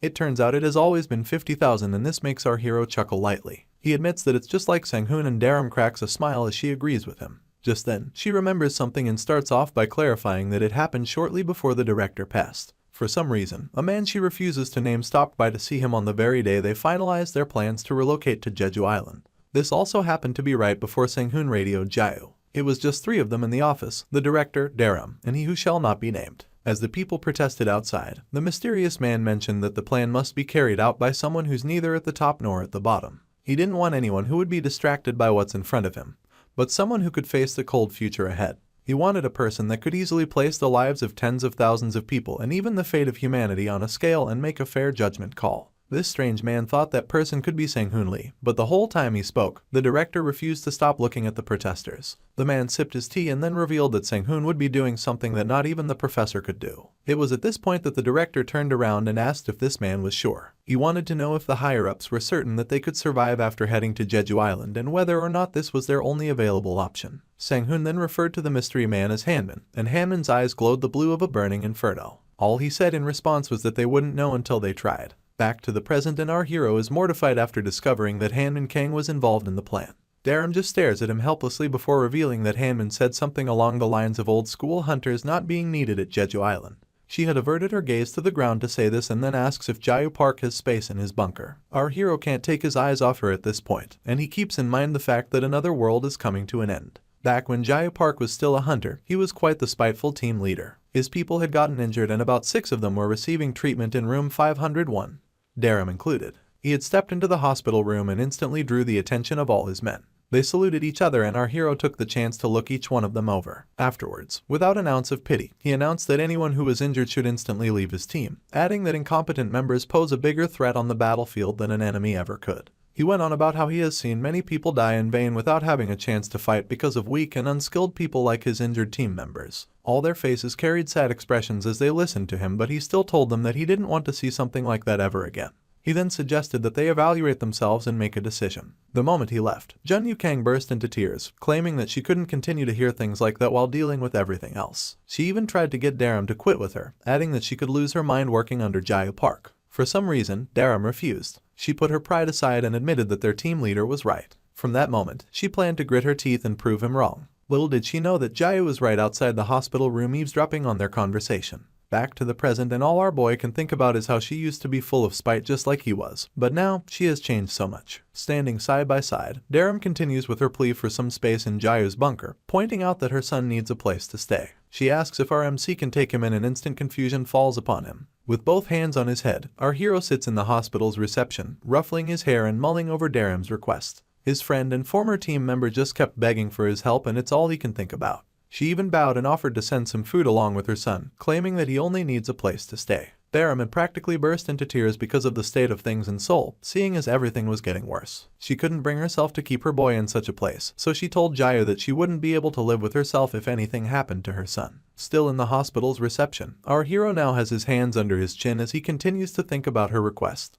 He grits his teeth, drops his hands, and is basically restless as he moves between refusing Daram's plea and saving her son from these escalating riots. Our MC can only stare at the ground at this point, thinking about how things will become prolonged if the armed forces intervene and a civil war breaks out. He uses this as a valid excuse not to take on the role of a daycare center, at least not without some certainty about the future. At this very moment, some man in a hoodie and ball cap steps into the building and walks past Jayu as he approaches the front desk. Our boy simply keeps an eye on him, only to overhear this man claiming to be an underclassman of director Sang-hoon Lee. He gives his name as Jeong-ho Hong and reveals that he was a part of Class 18 at the Guard Academy. In turn, the receptionist gives him directions to room 5 on floor B2 and our hero continues to eavesdrop on their conversation. Jeong-ho proceeds to ask the receptionist if she can spare some medicine, seeing as he has a sick sister at home. She doesn't take his request lightly. Instead, she asks if he even realizes the situation they're in and then tells him that they don't have any medicine to give out. The receptionist becomes suspicious of him at this point and wonders if Jeong-ho is actually acquainted with Sang-hoon Lee. She goes on about how the hospital is a restricted area and that only members of the committee are allowed to come and go as they please. Before she can finish her last statement, Jayu interrupts her by introducing himself. He reiterates that he was in the same class as Director Lee and also a senior to committee member Daram Kim. Our boy then steals a glance at Jeong-ho before telling the reception that he's an underclassman who dropped by to pay his last respects. For this reason, Jayu would like her to give him some medicine for his sick sister. The request leaves Jeong-ho baffled by our hero's kindness and like clockwork, he got the medicine he needed. Afterwards, he provides our boy with a deep bow as he expresses his gratitude. In response, Jayu just tells him that he and Sang-hoon wouldn't be that close if he was actually a part of Class 18.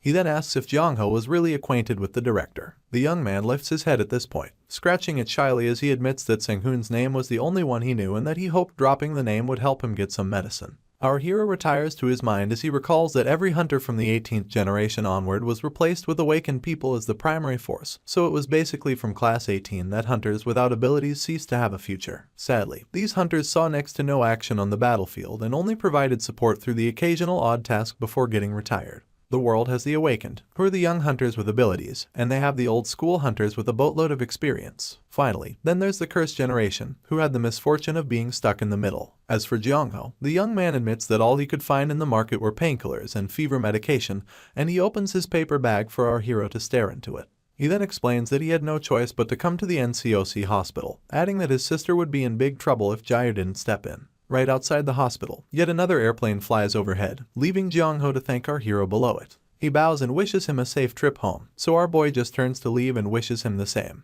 Jeongho sings as he makes his way back and arrives at his vehicle soon enough. There, he has his sister wrapped up in blankets for warmth. The first thing he does is to tell her that the plan didn't work, and the second is that he managed to score her some medicine. Apparently, he needed to confirm that the NCOC is pulling out somehow, but as is obvious, he couldn't get into the director's funeral to gather information. His wrapped-up sister remains silent, so Jeongho takes the liberty of lightening the mood as he tells her that she's not going to believe what happened. The moment he mentions that he ran into Skelton, he hears a gun click right behind his head. It turns out that our hero followed him to his car and is now certain that this person recognized him. As Jeongho steals a glance of him through the side of his eye, our boy quips that their next conversation should be easy. Gun still outstretched, he instructs the man to put his hands up and step away from the car, referring to him as Defender. He had been caught and he knew it. This is why he lifts his hands in obedience and steps out of the vehicle, only to abruptly turn around and smack the weapon out of Jayu's hands. Our boy doesn't so much as flinch, but it becomes obvious that it's because Jeongho quickly pulls out a gun of his own, claiming that it's common courtesy to put one's gun away if they plan to have a conversation. Apparently, Defender talks too much because our hero catches him mid-speech and also smacks the weapon out of his hands. Reflexively, Jayu makes a play to quickly retrieve his weapon from the ground and he catches it in time. The moment he tries to point it in Jeongho's direction, the psycho kicks it the hell away, firing one shot into the air as collateral. They have no choice but to go back to the basics of melee combat, so Jeongho keeps his eyes peeled for our hero's next attack. Unfortunately, he's not vigilant enough. With a balled fist, our MC approaches his opponent from a blind spot and sinks quite the hefty punch into his chin.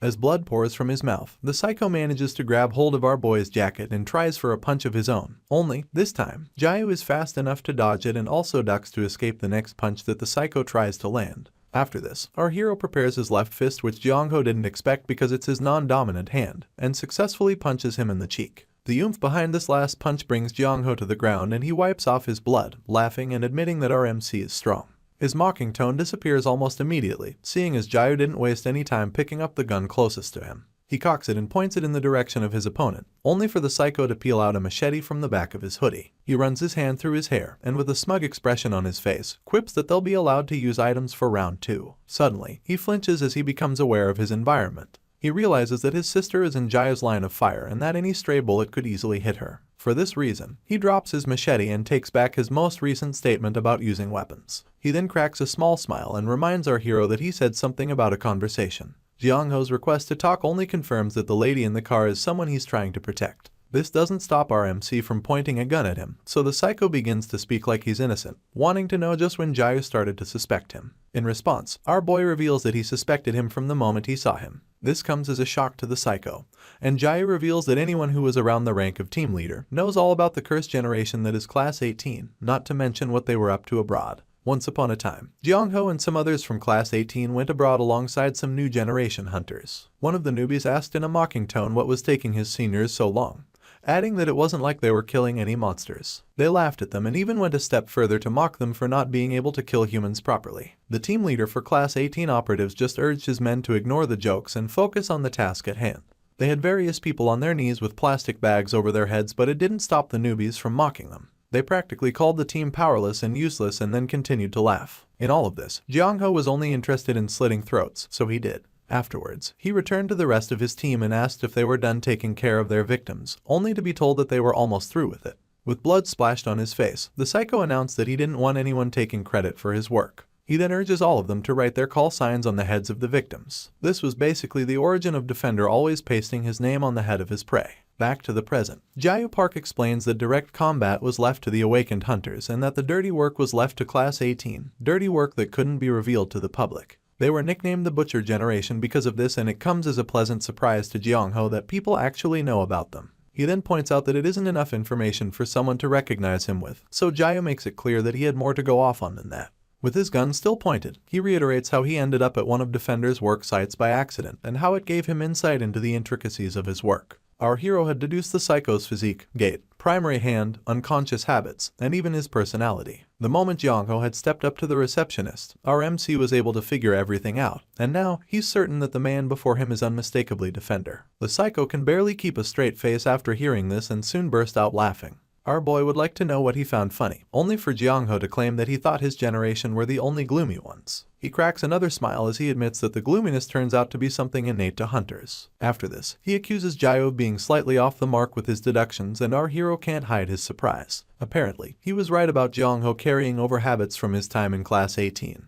But he wasn't 100% correct with his conclusion. It's at this moment that the lady who was wrapped up steps out of the vehicle and stands beside him. He then officially introduces her as his sister, leaving her brown hair and brown eyes to glisten under the morning sun. Grabbing her by her shoulder, the psycho goes on to explain that Defender is actually a two-man team, and it makes our hero realize that the online theory of Defender being a woman is partially true. Jiangho reveals that he's the one who does most of the fieldwork while his sister handles things from a distance, including uploads on the forum. He explains that she's quite aggressive online but is like a hamster in real life. An annoyed Jair doesn't let him continue, seeing as he wants to know why the psycho is telling him all of this. This throws Jiangho off a bit, so our hero highlights how the fact that they're a two-man team seems like a strategic secret, and wonders why they would tell such a thing to someone they are meeting for the first time. The sister whispers into Jiangho's ear, and it turns out that she said they told our boy for no reason at all. Both siblings begin to chuckle after this and then tell Jair that they did it all for fun. Apparently, one doesn't need a reason to have fun.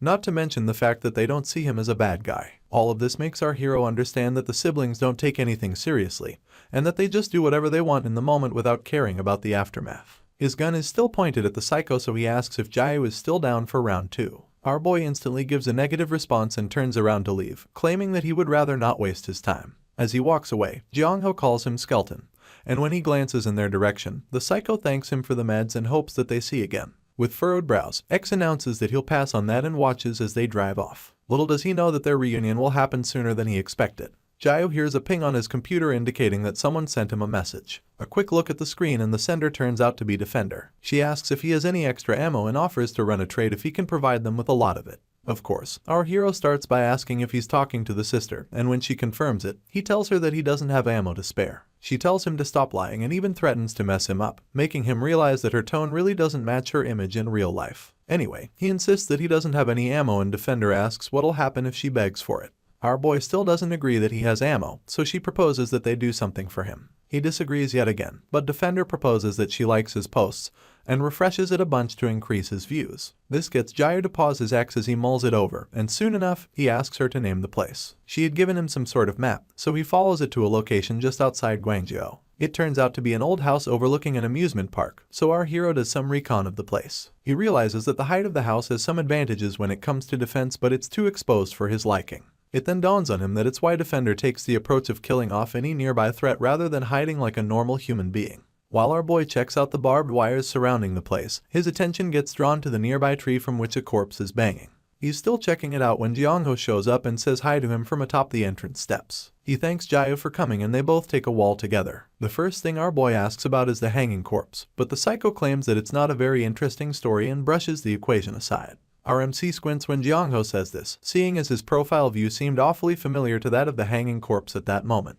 He also lets sleeping dogs lie and announces that he brought the ammo as promised. He would like to know why they need so much of it because it's no secret that Defender likes to use knives. For this reason, Jayo asks if the ammo is for his sister, only to get shushed almost immediately. Jiangho urges him to stay quiet and listen for a second, pointing in the direction of the amusement park. Our hero does as he's told, and beyond all the wind and chirping birds, sounds of a crying child waft into his ears. The child continues to cry for his mother to come to his aid, but it's practically pointless. In turn, Jayo tells Defender about what he's hearing and the psycho confirms that he's right. Apparently, the amusement park below has become home to a bunch of annoying insects. The X part is that these insects are armed to the teeth. Jayo is curious as to whether or not these men are using children as hostages, so Jiangho confirms it and gives him a breakdown of these people's tactics. They use the wailing of children to lure strangers into the park, just so they can kill the men and keep the women around as playthings. After this is done, they simply use the kids to lure in their next target.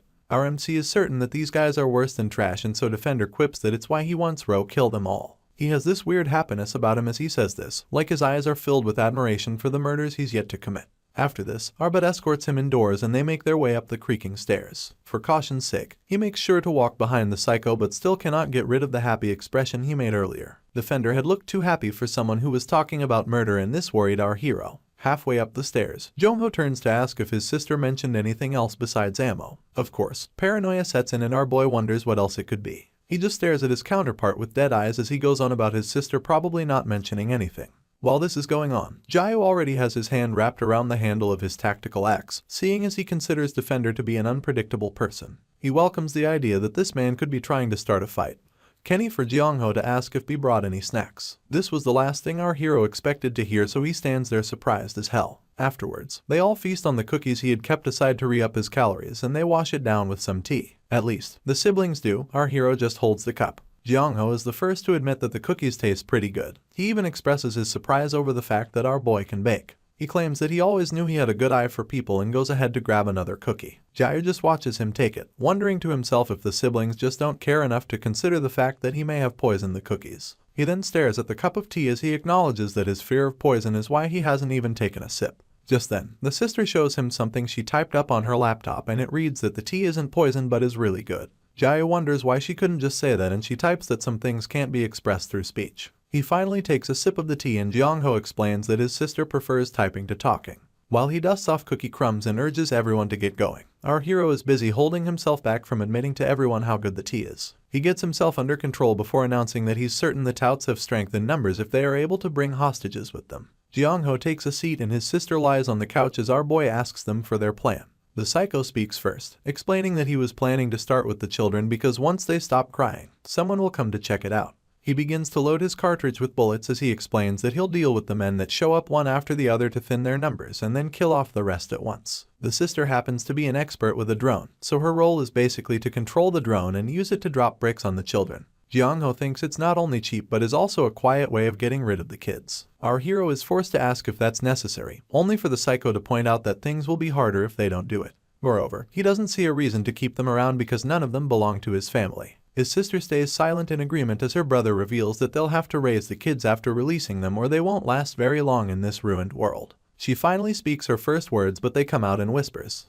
Anyway, the girl believes that it's weird to expect the children to survive without parents in such a world and that this era isn't for them. This shuts Jiao up for a few seconds, so he simply sips his tea to pass the time. He realizes that he can't argue with their logic and that Defender is a two-man team.